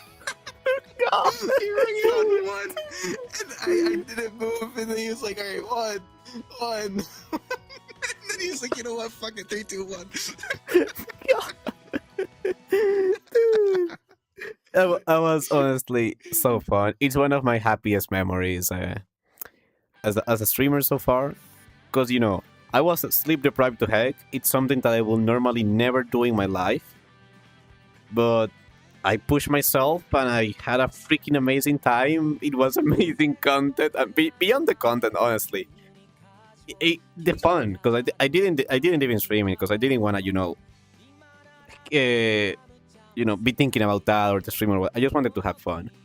And I had so much fun with so many people. I got to meet a lot of people that I only used to seeing names and actually got to meet them in physical beer chat space. And it was super, super fun. And Tippy's also kind of someone that I look up to just because they host a lot of events and like they kind of like go with it on the fly and it somehow works out.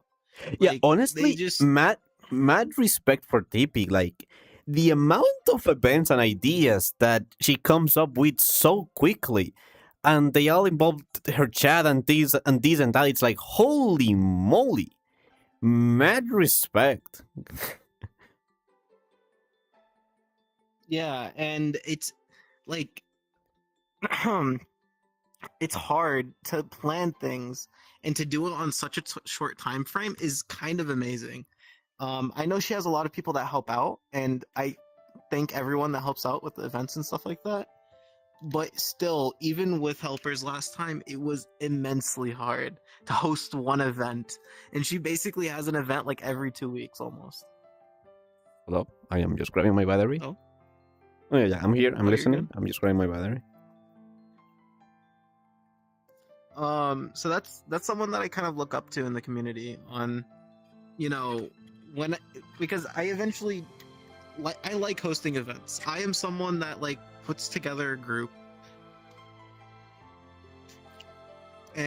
and I can make something good out of it. I will have my revenge. I look forward to it, Dark. Whenever I was in like student government and stuff like that, I was always the person that kind of got people together. Like I took the keys to the actual college because I convinced the dean. I was like, "Hey, it's Thanksgiving. Oh Can I my. just host a party at the college campus?" And she was like, "No." Wink, wink, as she hands me the keys. Godspeed, brother. It was the Riz. It was the butter Riz. Yeah, it's the Riz. You handed a 16-year-old the keys to the entire college. So wait, brother, what would you say you enjoy more? Like creating a video or like, let's say, a special stream, or hosting an event? Because they are different things. They are kind of similar in some aspects, but how you approach them is very, very unique. So funny enough, I think of them very similar. Like whenever I think about a video idea or I think about an event, they're kind of in the same lane how I think about them. Because how I think about a video is more like a story, or how it can go event wise and stuff like that. So whenever I plan an event, I plan it to go a certain way and to smooth into one final tunnel where it's like, this is the story of the event, where like everyone can kind of feel satisfied, the ups, the downs, the roller coasters, the drama, the the little heated arguments and stuff like that. It's all for fun, but at the end of the day, it's like it's fun. And whenever I do a video, I think about it the same way, where it's like one giant story, where I'm like, this is the thesis statement. Here's your beginning, middle, and end. Here's the high points and the low points and stuff like that. But I would say, in terms of what I like more, it would definitely have to be. That's actually really hard, but I would say it would have to be events, like really big events. Oh, Just because, I don't know about you, but whenever you gather into a room and you're like, I brought these people here together, or like they're all in like one area having fun, you can physically see people having fun. You can physically see, the excitement, the tightness, and like they're like, yes, I want to do this and stuff like that. And like, I'm not gonna lie to you, it kind of brings me a tear to my eye and stuff like that. Like, I may or may not have cried whenever we did Rise's birthday, because they were just all there for him. Oh, that to was have a awesome. fun time. That was genuinely amazing. So like, I would say I would much rather prefer events personally, just because like it feels really tight here, because you see everyone that's having fun, rather than like a video where it's just like a whole bunch of people in the comment section, which I do really appreciate, but it just, I don't know, it's just, I can see the happiness, and that's kind of the end goal for me, at least, is Wholesome. just to make people happy in an event. Yeah, wholesome. It's Sorry if interesting it to got like a hear. little personal. No. Yeah, It's just how I super think interesting about to it. hear it, because for me, like, I talk about what how I will feel if I were to host an event, and I learned it's not for me. Like, I like hanging out with my friends off stream, and creating community events where I get to hang out with my community.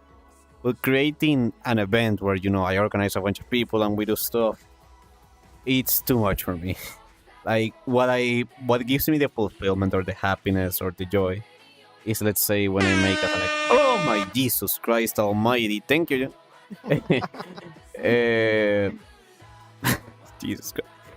Is when let's say I make a special stream, like let's say we hit a milestone, and putting that project together, all the components, all the things that you want to show and release, and you can't talk because it's a surprise.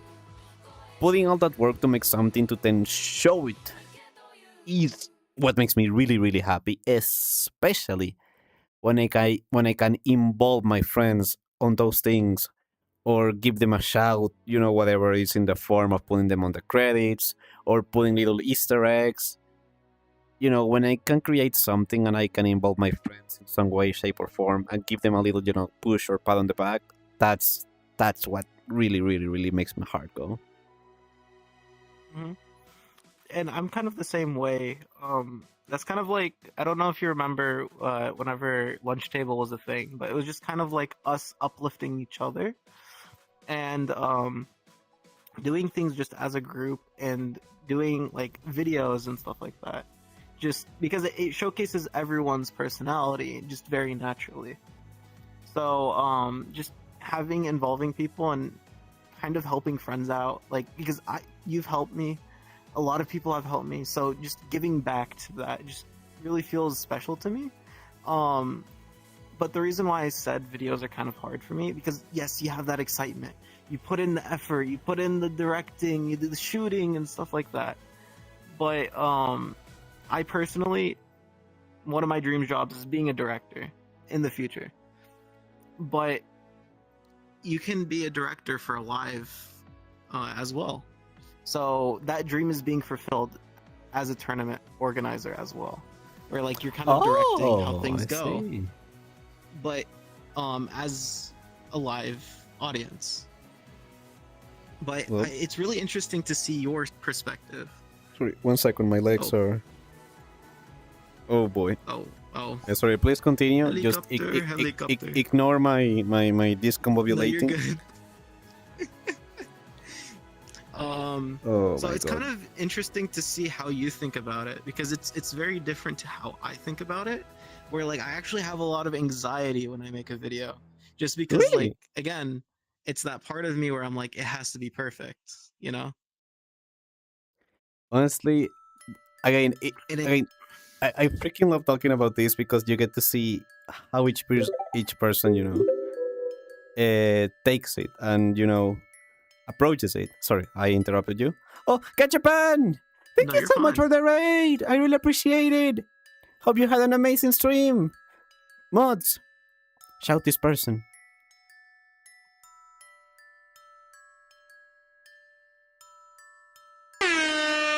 Oh my god. Maxed out charisma for real. Also, Ron, that's exactly how we met. Yeah, funny enough, Ron is how. Whenever I met Ron, he was like, "Yeah, I remember you from the Fillion show," and I've had other people in the Fillion chats and stuff like that where they're like, "Yeah, that's I remember you," and I'm like, "Oh, Oh, hi." oh boy. Well, hey, brother, you welcome left in, an Vlad. impression. Listen, What's up? you left Oh, an yeah. impression. Yeah. And I honestly never thought I would leave an impression. Yeah, sure, I spent like 17 hours doing that bit. Thank you, Ash. but Doing I pretty really good. did not think I would leave an I impression. really appreciated it. The rate. All right, my FPT broke, so it's all good. Everything's okay. Everything's okay. Damn, Varu. Looking like I an will Instagram model. I will step on you. Not a single. I will step on you. I swear to God, brother. I Look am what on a FPT. high mix of Look what sleep FPT. deprivation and Look no at these. filter. Look at these. I will destroy you. I will destroy you. The sleep deprivation is coming out. Well, it never stops. That's the funny part. We're It gonna- never stops. At least I have like 60 FPS now, so I can easily defeat you.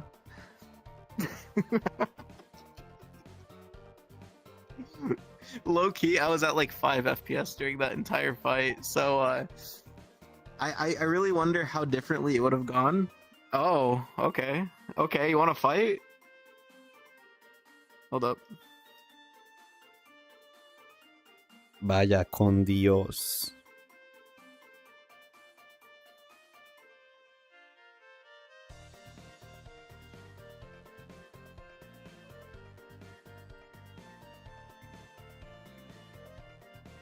Vaya con Dios.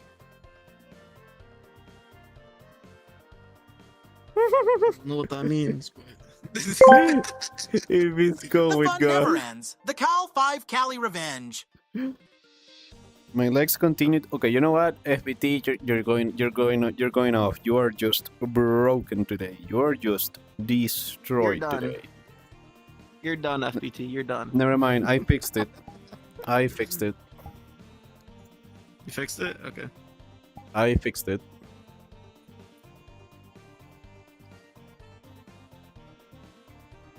All right, we are back to operations. Oh, We are back to functional operations.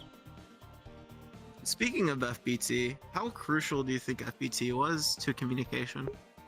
You said nothing, Taka. You said nothing. FBT being crucial for communication.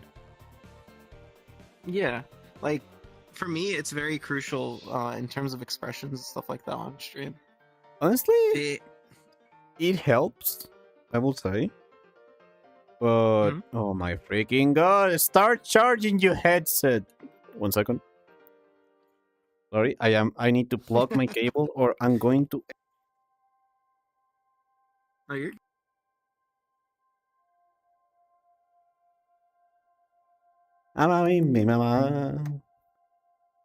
Okay, I am going to be basically directly plugged to a power wall, so I'm gonna slide a little bit.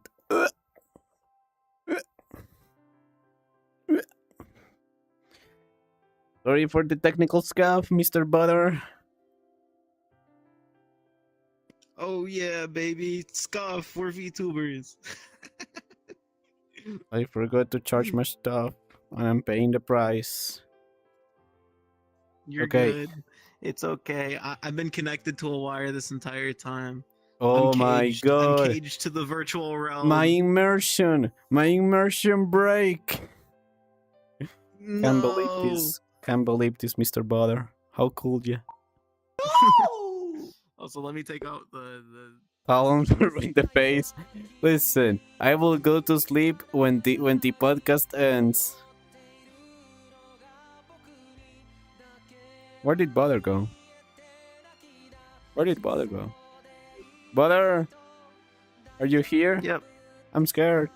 Yeah, I was changing the background so we're not we're not looking at drinking in VR anymore.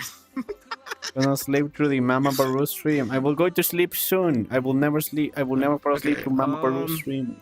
Because for me, you know what's funny about me and full body tracking? Yeah.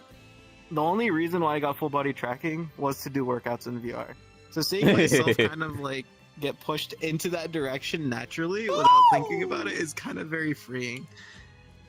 The whole idea for me to get full body was to just do workouts because of the whole buff butter thing. But Ooh. it's turned into a lot more than that because I'm very expressive, like with my body and stuff like that, IRL. So being able to have that freedom to show people what I'm doing kind of feels like it feels immersed is the best way I can describe Oh yeah, it. definitely. Or like I can show my entire personality. I will say when starting out, you can get away pretty far with just half body, which is, your two controllers and your headset. But full body is the natural progression. Like at one point or the other, you're gonna be like, oh man, I wanna see my legs move, and you're gonna end up falling down the rabbit hole. Eventually, honestly, everyone falls down it. I didn't think I would fall down it so quickly though. Oh, speaking of FPT, we have some people on the chat. Amewa Takahashi say, yeah, I'm getting FPT too because of them dancing games. And Capcom here said, I swore up and down that when I got into BRC that I'd never get FPT. And now look at me. There you go. Okay. It's the natural progression. You know what's funny? I looked at slime before going into VR, and I'm like, okay, this looks cool. I doubt I would ever get it. Not even like 4 months later, I order everything to build my own slimes from scratch. Yeah, but you had the speed run. Baby. You had the BRC user to anime to mint to then FBT in like a very quick succession. I'm literally bone stock VRC player. Just to follow the natural progression, and then Mame Hinata right after, which is like Oh yeah, then Mame Hinata is like, that was like, oh yeah, I found it. I found my vibe. Yeah. So it's kind of interesting, and then now like I'm kind of craving like face and eye tracking, just because like, again, it's that immersion and communication that you get with it. Yeah, like, but also non-face tracked also has its own communication as well, which is kind of interesting. we all have a lot of body language, like a lot of gestures and little things we don't notice ourselves that are just natural when we're communicating or talking with somebody else. And FBT, as you said, lets you get those mannerisms expressed so people can see a lot more of your personality, a lot of what you're expressing, or the intensity of those expressions. It doesn't have native face tracking support, Capcom. There is an add-on for it, though. Do you want to go on to some off-topic things for now, just to like get it off of the whole content creation stuff? I kind of want to talk about animes and things that you're watching recently. About Honestly, your own, calm down. personal enjoyment, stuff like that. I rarely get to talk to people about this, and Oh, it's brother. very popular to see on podcasts. That's my secret. so- That's my secret. Content creation is my enjoyment. No grind, no grind, no stop. I know it's my enjoyment too. Okay, so anime used to be my enjoyment, but I've quite literally ditched it to the side, and I'm like, once a month I get to watch. Once a month I get to watch anime, and the rest Really? is Once a just straight month? work. Like, I'm definitely Only not once a as month for me. I'm definitely not as efficient as I was, but I watch at least 1 or 2 episodes like twice a week, maybe 3 times a week. Okay, so that one day is a binge day. It is binge. can't I can't binge. My brain is I too know. wired into doing stuff that when I'm not doing, I'm like nearly having a panic attack. Like, oh, I should be doing something. So I can't binge. I can handle like 2 episodes at most. But that's as far as I can go before my brain kicks in. Okay, I think you may not relate to this then, but I have ADHD. So what I used to do is I used to be at work, I would have the anime in front of me, and I would fix like hundreds of laptops where I would just have the anime on the side. I can listen to it, I understand. I would look over and just see what's going on, and then fix Dude. hundreds of laptops. How do over and people over do again. that? Like, I don't know how people can do. When I'm watching media, like whether it's a video or a Twitch stream, I need to focus. I can't. Okay, I can leave it on the back. Music, I can do. Like, I always have music when I'm doing other stuff. But when I'm watching media, I need to focus on the media. I can be like, what if I miss something? What if I miss a joke? What if I miss a really good thing? I need to concentrate. And I think this is also going to be something that you will not relate to in the slightest. There was one point where my ADHD got so bad, where I had anime on one monitor, I had Genshin Impact on another, Oh and I god. had YouTube on another, and I was just doing all three at the same time. Because it was Naruto on this screen, so like 30% of the episode is already like stuff that you've already seen, or it's most likely not How do you important. do it, You got Capgun? Genshin, which is also How? all filler, and then you got YouTube where it's half filler. Oh, So all the filler combined is just pure content. Jesus Christ. How do you absorb media that way? I can't. Like, I need to focus if I want to, like, absorb and enjoy. So that's something I'm kind of guilty of, but it's interesting to see someone that like has to just sit down and focus onto a piece of media, because like for me, if I focus too much, I can sometimes lose enjoyment of the show itself. Really? Wow. Yeah, because you have to remember a lot of the shows these days have filler, or they have like things that they push along. And my guilty pleasure is like kind of like low production anime, where I focus on sound design and I focus on overall story rather than like the actual show animation budget and stuff like that.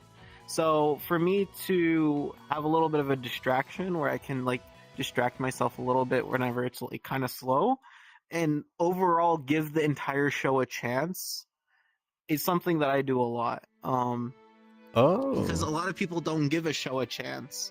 They don't look at the overall perspective of sound design or, you know, the overall, you know, story of it. They just see, oh, it's slow. Oh, it's a slideshow. You know, generic anime character 1, generic anime character 2. Exactly. Like, they don't give it a shot, and that's kind of where like I kind of do a little bit differently, where I kind of give everything a shot, and based on how it ends is what I rate a show on, actually. You know, I Because you used get to the watch. complete story. That's a good point you make there. I used to watch a lot more shows than I do now. But one, I got really angry at incomplete stories, which is a lot of the cases with these like low budget shows where they can only afford one season. And two, after watching Devilman Crybaby, thinking it will get better, it left me feeling so bad. So horrible. For weeks, I forced myself to finish the entire show. Worst decision of my life. I felt so bad. So horrible. That anime hurt me. It caused me pain. I was like, never again. Now I watch at least like the synopsis, and if it's like positive enough, I go for it. Interesting. I've only had a couple shows where it's just like I feel horrible after that, and one of those is Naruto.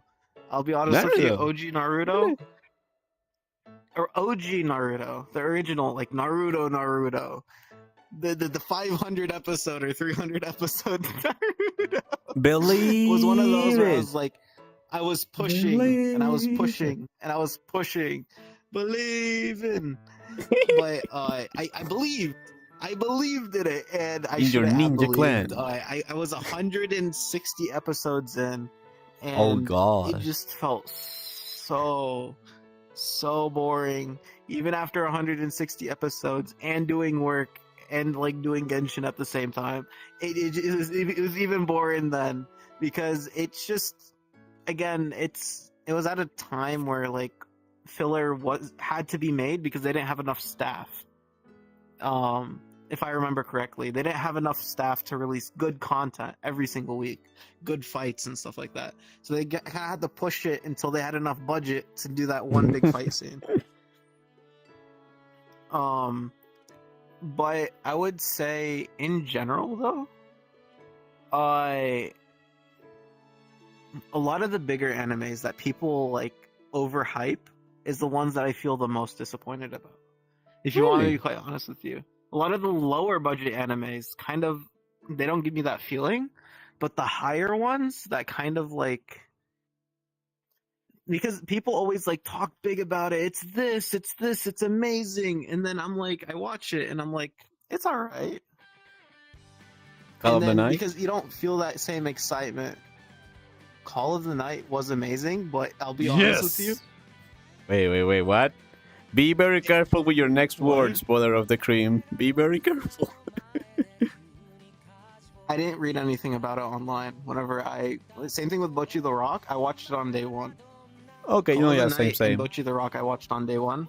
I only knew Before about Call of the any, Night. I only knew about Call of the Night because of a review that Geekuk did on it. That's how I knew it existed. There was a couple animes that I saw where they're like kind of like niche, and then someone was like, "Hey, you need to check this out. It's really cool on YouTube and stuff like that." And I check it out, and I'm like, "Yeah, this is amazing." I think a lot of romances I find that way actually, like romance. Vanitas no Carte? Animes and what's up? Vanitas? Or something like that? Vanitas, yes. Case study of the Vanitas. I did not find that way, but if you have, it's not actually. Case study of the Vanitas is not a romance, by the way. Oh. It has bromance. It has bromance, but there's no actual romance within it. Oh no! But I actually watched that one live. If you haven't watched it, please watch it. Please watch Case Study of the Vanitas. It's like Sherlock Holmes, but vampires, and it's amazing. And bromance. But there are bromance.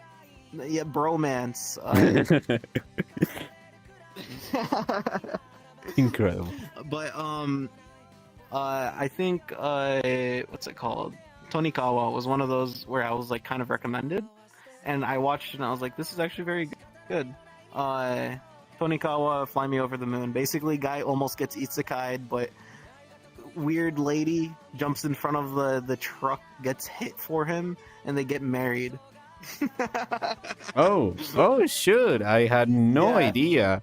I thought it would be related to space exploration or something when you say "Fly Me Over the Moon." It's called Fly Me Over the Moon because she's like overjoyed with happiness. Oh, you see, it's a get it. metaphor. I get Yeah, it. it's a metaphor. Wow! Wow. But it's like one of those shows where it's like kind of like interesting to watch. God, There's a lot of shows Jesus out there where it's, Christ like, kind of- Almighty! Thank you. You know what's a show that is yeah. Sorry. Jack here Metal my pipe. chat sent a wow anime sound. It scared the heck out of me. 86, highly underrated. I forgot there was one of your viewers that watched it. And they also really liked it. 86 But is so underrated as a show. you told me to watch 86, but I have the feeling it's gonna make me really sad. It's not. It's like. It's gonna make you sad, but it's a good sad. Don't worry about I don't it. want to Just be watch it, don't worry. sad. I don't want to be sad, about Mr. it. Butter. You're okay. Real talk. Whenever you watch anime or shows and stuff like that, do you want to be emotional? To be honest, I just go for stuff that has the potential of giving me a good time. And by good time, I mean not making me feel like Devilman Crybaby. I'll be honest with you, I haven't watched it, so I have no idea what you're talking don't, about. But I'll probably don't. not watch it. Honestly, don't. Trust me, whoever disagrees, Watch it. fine, keep your opinion. Don't. You are so better off not watching that. Trust me, brother. God, that, no, yeah, no, nah. You should watch Log Horizon, though. What is it? Log Horizon? Horizon. Yeah. Lug Horizon. Adding It's that one to the so list. good. It's the best isekai anime ever made. It's so incredible. It has so much wisdom, so many amazing moments. Oh, I love it. It's my favorite thing of all time, next to My Hero Academia. Lug Horizon. Yeah. I don't think it's a tote. Oh, there it is. Ooh, okay. It looks interesting just by the. It's Okay, really good. I added that one to the list. Yes. Woo! Yeah. I'll eventually get to it. Woo! That one day. What about It's hobbies Log and stuff like that? Horizon. Do you have any other hobbies that you do in your free time and stuff like that? Well, I'm learning to play the ukulele slowly but surely. Yeah. How's that going for you? I know how to do one chord and how to tune the ukulele thanks to Amewa Takahashi. He's been helping me out.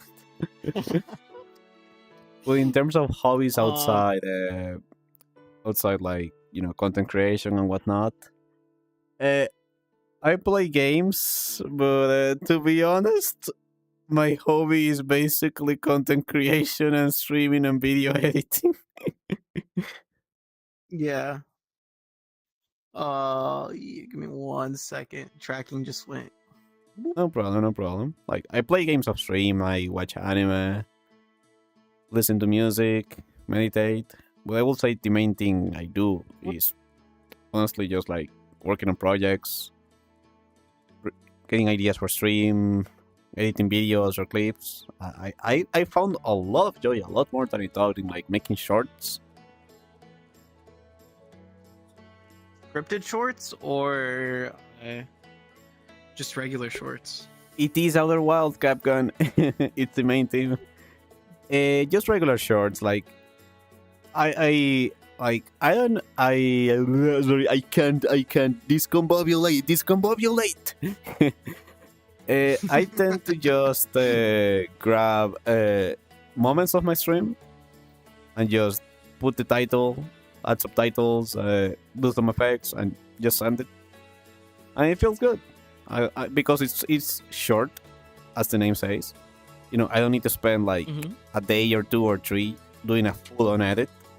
I can just, hey, this made me laugh. Let's send it. It made other people laugh. Awesome. It didn't make anybody else laugh. Okay, I'll try next time. Shorts are interesting for me because No, I have not as finished someone it. that really Capcom. likes long form, they kind of feel empty since they can kind of inflate your numbers a lot, and shorts are interesting because like every second, actually every millisecond counts on a short. And it's like, best way I can describe it is season 3 Fortnite, when everyone started to learn how to build and all the kids started getting really good at it.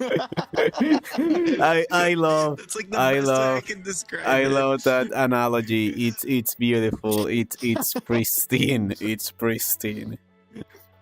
It's pristine, and the meta changes like every week or so, and like it's hard to keep up with. You have to learn songs that are popular. You have to learn like, I think what we recently found out is like how you start a video within like the first like half a second, in combination with like a subtitle at the beginning and stuff like that that matches. Plus, like cutting out, like instead of cutting out actual dead space, just doing cuts, like zoom cuts every time there's like a little bit of dead space.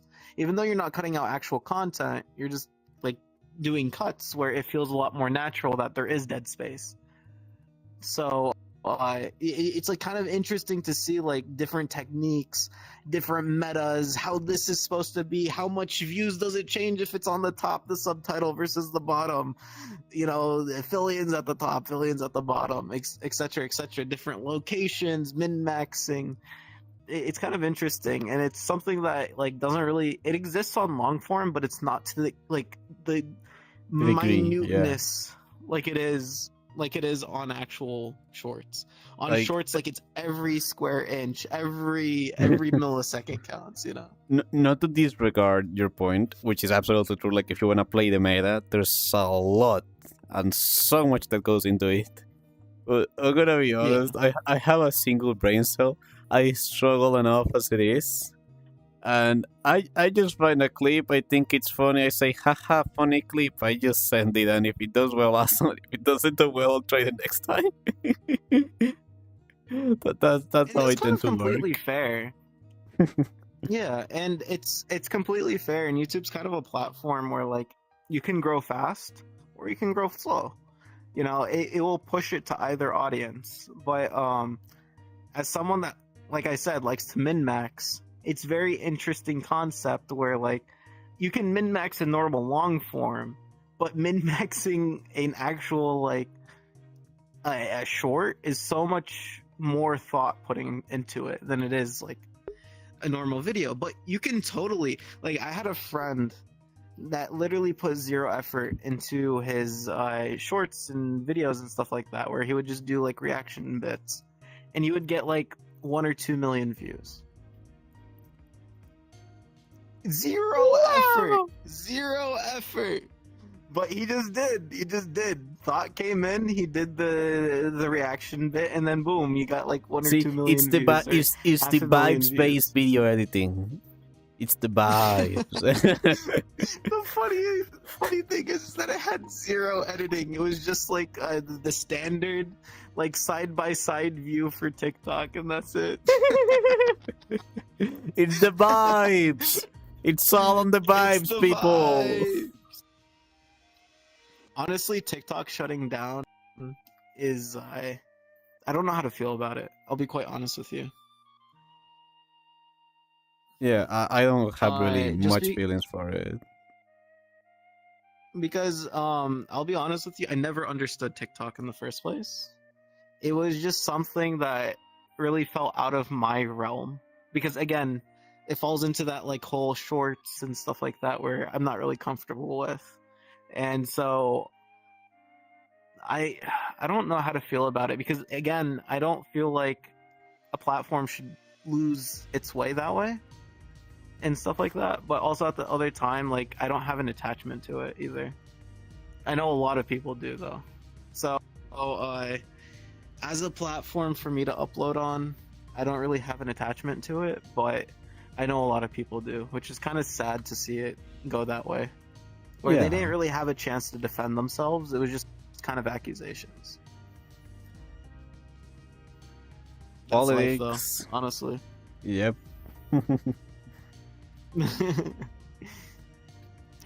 All right. But you guys get to keep it. EU, baby. Which is kind of interesting. European EU has Union, always European been super Union. strict. European Union has always been strict on technology laws, and then you got US. We're like, yeah, we're gonna be strict for no reason, no reason. So it is what it is. I guess I should focus more on YouTube, or at least imagine if I get TikTok famous before like. Right before the shutdown. Yo, have you heard of the VTuber Buttercream 24? He's full of cream. Have you seen that guy? He's a cupcake VTuber. He's on TikTok. He's got the gyat. He's got the yacht. He dances. He doesn't sing.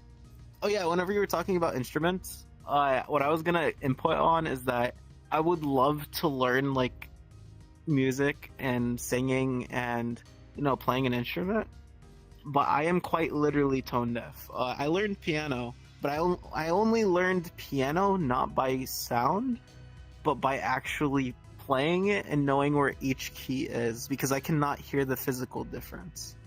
If you give me two keys next to each other, I could not tell you the difference. Brother, everyone can do it. And I mean in the sense that everyone can learn. So can you. Mm-hmm. If Amelia Whitson could go from singing not so well to singing really freaking well, so can you, buddy. Yeah, so I do want to release a song one day.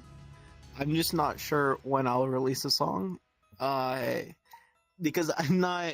I would love to release it just as like for the community, but like actually as a song for YouTube and stuff like that, where I'm like, yeah, this is me. I'm good. La la la la la la la. I can't. I'll be quite honest with you. Like it's gonna take because it's already a hurdle as it is, and it's gonna be that hurdle where like again.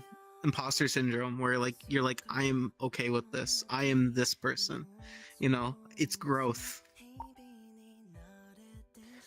Definitely. So it's like facing that imposter syndrome again.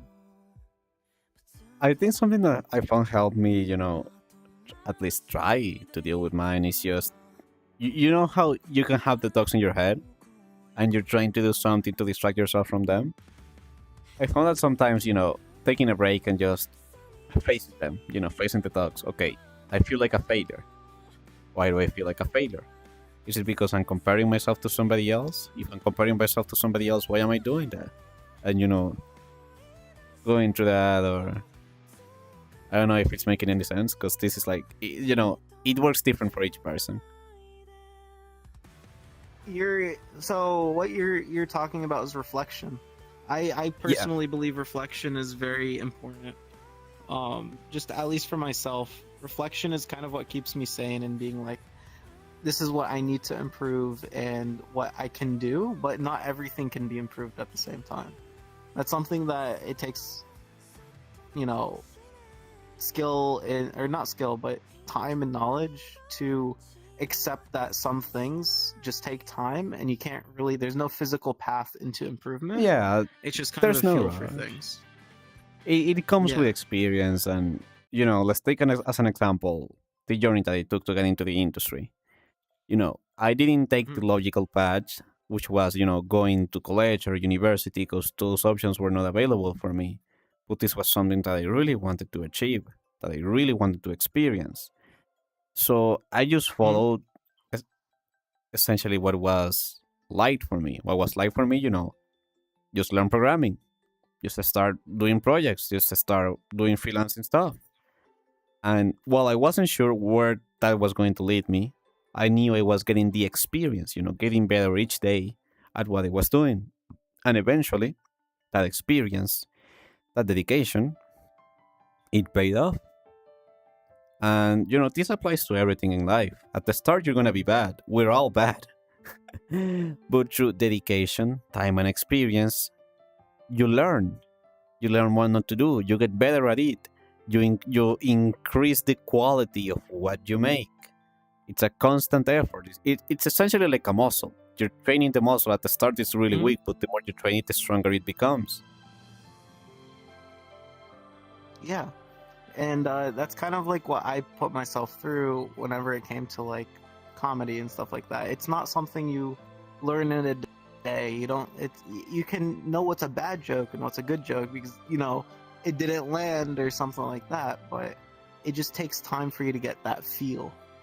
Yeah. And I would say that's what I mean about like some things. There is no clear path on, what can I do now to improve? More like, what can I do in the future to improve? Because there is no clear path, and you just have to accept that, But also enjoy the journey. It's extremely important to. Yeah, of course. Yeah. Mm-hmm. Enjoy the little Continue. things. Oh yeah, just because I tend to catch myself, being focused way too much in the future that I lose the present. And on the present, on this moment, I'm having a stream with a really good friend. I'm enjoying myself, and we have wonderful audiences that are there to see what we have to say. And a really good friend of mine has said it multiple times, but I'll say it one more time. At the end of the day, you have to do it if you find it fun. If it's not fun, then just don't push yourself. But the fun factor has to be there, especially if you want to make a career out of this. Mm-hmm. Yeah. And that's something that I kind of had to go through a couple times where like I pushed myself into content just because I built a community around it. And it was like kind of like a fear for you to like move around it. So if you're not having fun, it ends up, yes, people may be there for the actual game, but if they're not there for you, it doesn't feel as satisfying. And people can genuinely feel whenever you're not there or not mentally there and stuff like that. So there's a couple things that I do push myself through. So like my dance content, I push through myself a lot whenever I do that, just because it's genuinely good for me. I feel so much better afterwards whenever I do a dance stream where I'm like, I know this will uplift me. I'm not doing this for a stream. I'm doing this for myself because, I may have had a bad week or my confidence has fell, and I need that. I need to shake my gyat. All right, there you go. I need to shake my gyat. Honestly, that's the most wonderful thing you Um, can do, to be selfish and do something not for the community or for the people, but for yourself. yeah, and it took a while. It takes a long time to realize that, especially whenever you're kind of like. It was 2 years where I was programmed. 3 years almost. I was programmed that way, where it's like, this content's doing well. You do this content. You don't stray away from it. Now I'm like, I do this content. I experiment. I think this is a cool idea. This is fun. Like the podcast, like me and Veru and everyone that I talk to genuinely is like, hey, I have great conversations with you and stuff like that. So I'm like, well, I enjoy doing this. I enjoy talking to you. I enjoy talking to everyone else. Why not just make this kind of like something that I record and, you know, have that experience where I'm like, having fun.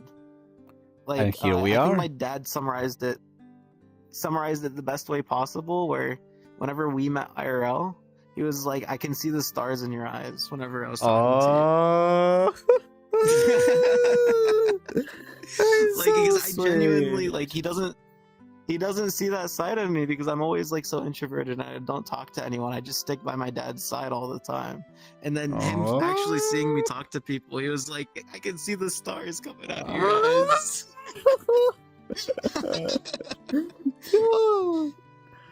But genuinely, the sentiment goes both ways. You're one of the few people that I have met IRL where, from the get go, I felt at ease. Like, I felt like, yep, I can be myself. I can just enjoy myself with this person and have anything to fear or worry about, which doesn't happen often. Yeah. Really? Yeah. I mean, I shouldn't be surprised. I meet that a lot. But I would say my view on that has changed again since, like, please. Since I started VTubing, because a lot of it is very accepting. So my view on that and having that issue where like people are not accepting has become a lot less since I became a part of this community, which is very good to see, at least, you know. That's nice to hear. And Varu's community is also one of those things where it's like, it's also genuinely amazing to see the people that are in there. Like, it doesn't matter who you are, what you are, they're just there to have fun, and they're very nice and, you know, loving, and it's something that you don't see very often. And I would say that, like, you're very lucky to have the community that you have, and the community that I have as well. I've started to whenever I did my content warning, whenever they're like, yeah, or was it content warning? No, it was Lethal Company. They're like, we just like seeing you have fun and stuff like that. Oh, I totally did not Okay. trip my power brick into the ground. It's okay. We're good. We're good.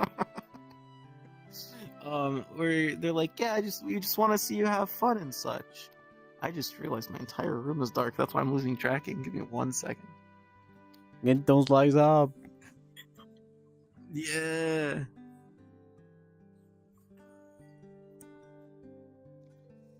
There we go. That's much better. Where like everyone in the community was like, hey, you're having fun, we're having fun. And doesn't matter what I am, who I am. Like, look at it objectively. I'm a cupcake. And I personally believe I'm a cupcake to the core, like, genuinely. And people are like, yeah, that's normal. Just objectively, it feels so wrong, but it's also so natural at the same time. So it's just kind of interesting to look at it objectively, but it's also so nice as well. Honestly, if I'm you gonna think kill this about it, controller. like going beyond logic and reason, the fact that you Mhm. and I, we can hit the go like button, and we can have people from all over the world dedicate a moment of their day, a moment of their life, to be here with us, to receive what we have to say. Like, just thinking about it, I'm freaking crying already, but I think it's a beautiful thing. I just genuinely It is very think that beautiful. the gift that they give us and the opportunity to be ourselves and give something back and have that be received, like, you know it's being received by at least one person. It's such a beautiful thing. Like, it genuinely blows my mind away. It's something that you can't really grasp your head around in like one, like, it's hard to explain, but Oh, like, hello, it's just like, Strub. it's just beautiful. It's like, I don't know how to explain it other than just beauty. It's like things come together and it just happens, and you look at it from the outside and you're like, this, you know, I'm not making sense here. I don't know how to describe you it. are. Yeah, it's just like, you know, like that moment where like it feels like the stars aligned for things Yes. to happen. Yeah. It kind of feels like that, where like everything's like kind of coming together, and everyone together in the community is coming, having fun, and genuinely accepting. And it's, although it happens, it is quite rare, and it's quite beautiful to see it happening to someone like myself, where, you know, like, maybe I don't see my I'm sorry, my arm keeps on It's all like good, it's twisting all and good. stuff like that, but it just like kind of like the stars align, and it feels beautiful to have. Again, it falls into like the event where like you gather everyone together and it goes so smoothly. Similar that way with like a community where everyone's like kind of there having fun, accepting and stuff like that, where it kind of feels like a miracle at times. Yeah, I agree completely with that feeling. 100%. All right. We have been talking for exactly 3 hours now, almost. Oh, good. That Or explains why I feel so eepy. so, would you like to do something that we end DMs when you get a chance? I got you, Astra.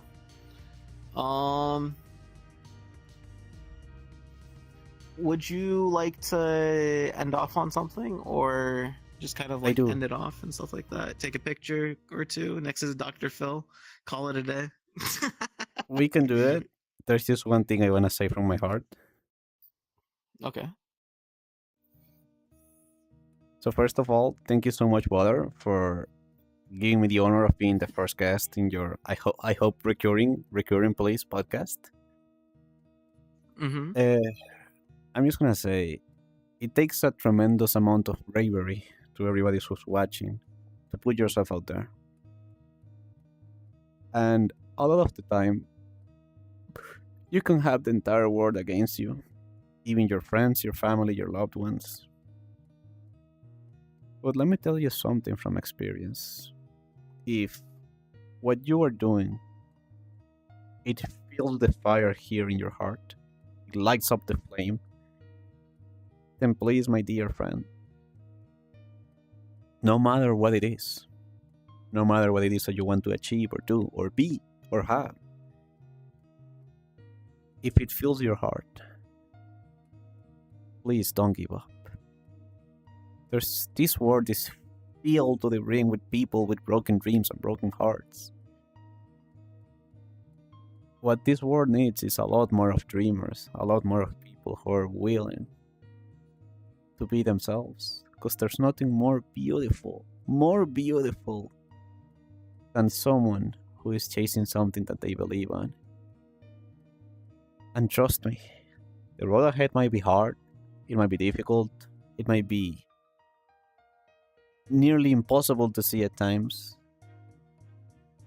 But if you keep pushing on, if you keep moving ahead, knowing that the only obstacle to get to where you want to is yourself, it's not the person at the top, it's not the person at the bottom, it's not the person on your left side or your right side, it's only yourself. And you can achieve anything. And I truly mean anything. So my plea is for anybody out there who is wanting to achieve something, create something, whether it's a career, an amount of money, a car, or anything. If it fills your heart, please never give up. Because I can assure you that dedication, that energy, that effort will be rewarded by life. As long as you don't throw in the towel. So please, go out there, create, be yourself, chase that dream. Even if it's something that's so out of character that people will call you crazy, just chase what your heart wants to do. Please. Just do it. And you'll be surprised by how far you can go. You'll be surprised.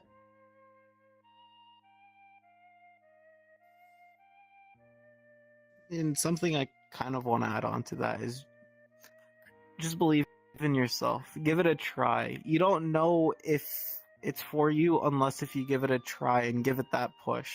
You know, like whenever you don't believe in yourself and you give up early, sometimes you feel that regret. Sometimes there was this one quote from, okay, it's not the greatest channel to learn life advice from, but they're kind of like a stunt devil YouTuber group, but they're like, you only get one chance in life sometimes, but that chance doesn't happen if you never take it, you know? So like if you're never taking that one chance, you're kind of giving up before you even started. And so why would you do that? So that's something that I've had to learn. Again, they're not the greatest group to learn like life advice from, but it kind of hit home for me. Where like, you know, getting that motivation and doing it. And thinking, yeah. Wonderfully said, brother. Wonderfully said. Yeah. All right. I'm gonna kill my controller. This one specifically. But what I'm gonna say is thank you, Veru, for coming. I know this has been like kind of like a hodgepodge-ish podcast. I don't have much experience with this. The only podcasting experience I have is whenever I do art and it somehow turns into a podcast. So hopefully I can improve this set a little bit more. I get a little bit better at talking about topics and stuff like that. It is something I genuinely enjoy and I wish I can do more, and it was an honor having you as the first guest, and so I genuinely thank you for coming in. Oh, thank you, brother. It was my pleasure. It was genuinely my pleasure. And as you know, as we talked here, it'll come with the experience, At the start, things are never going to be perfect. Well, things will never be perfect, but the more you do something naturally, the better you'll get at it.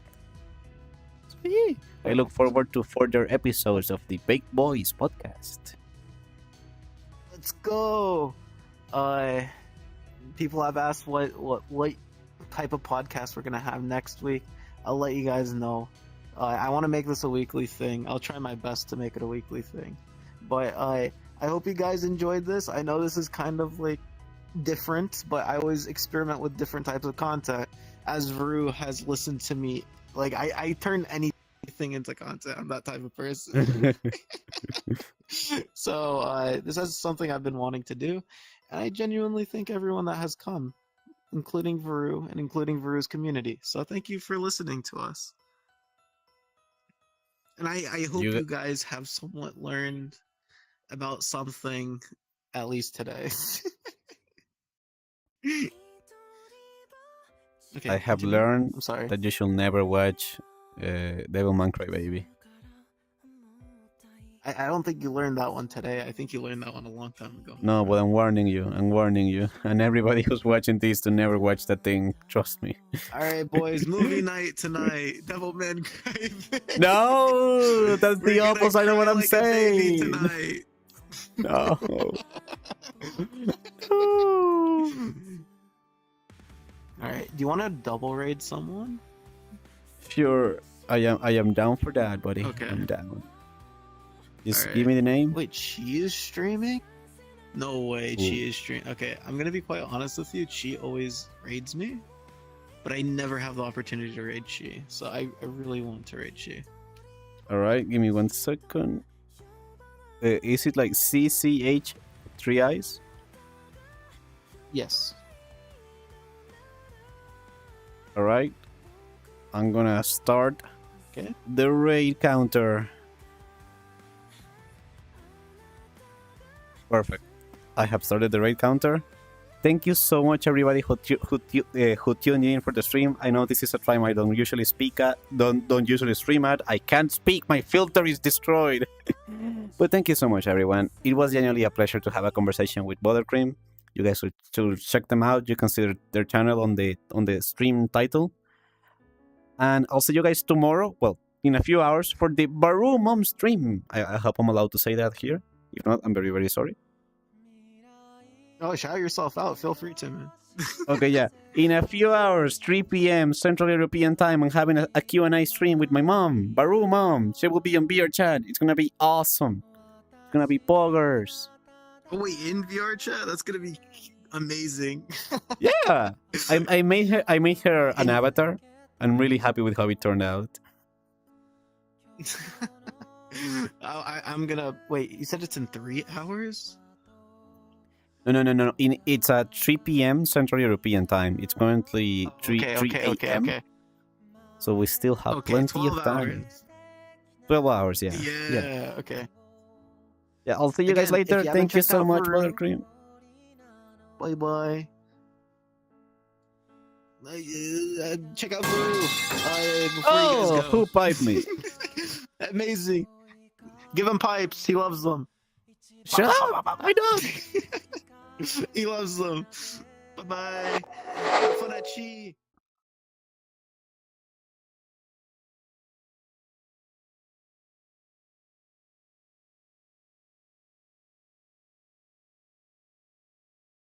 We have done it, brother.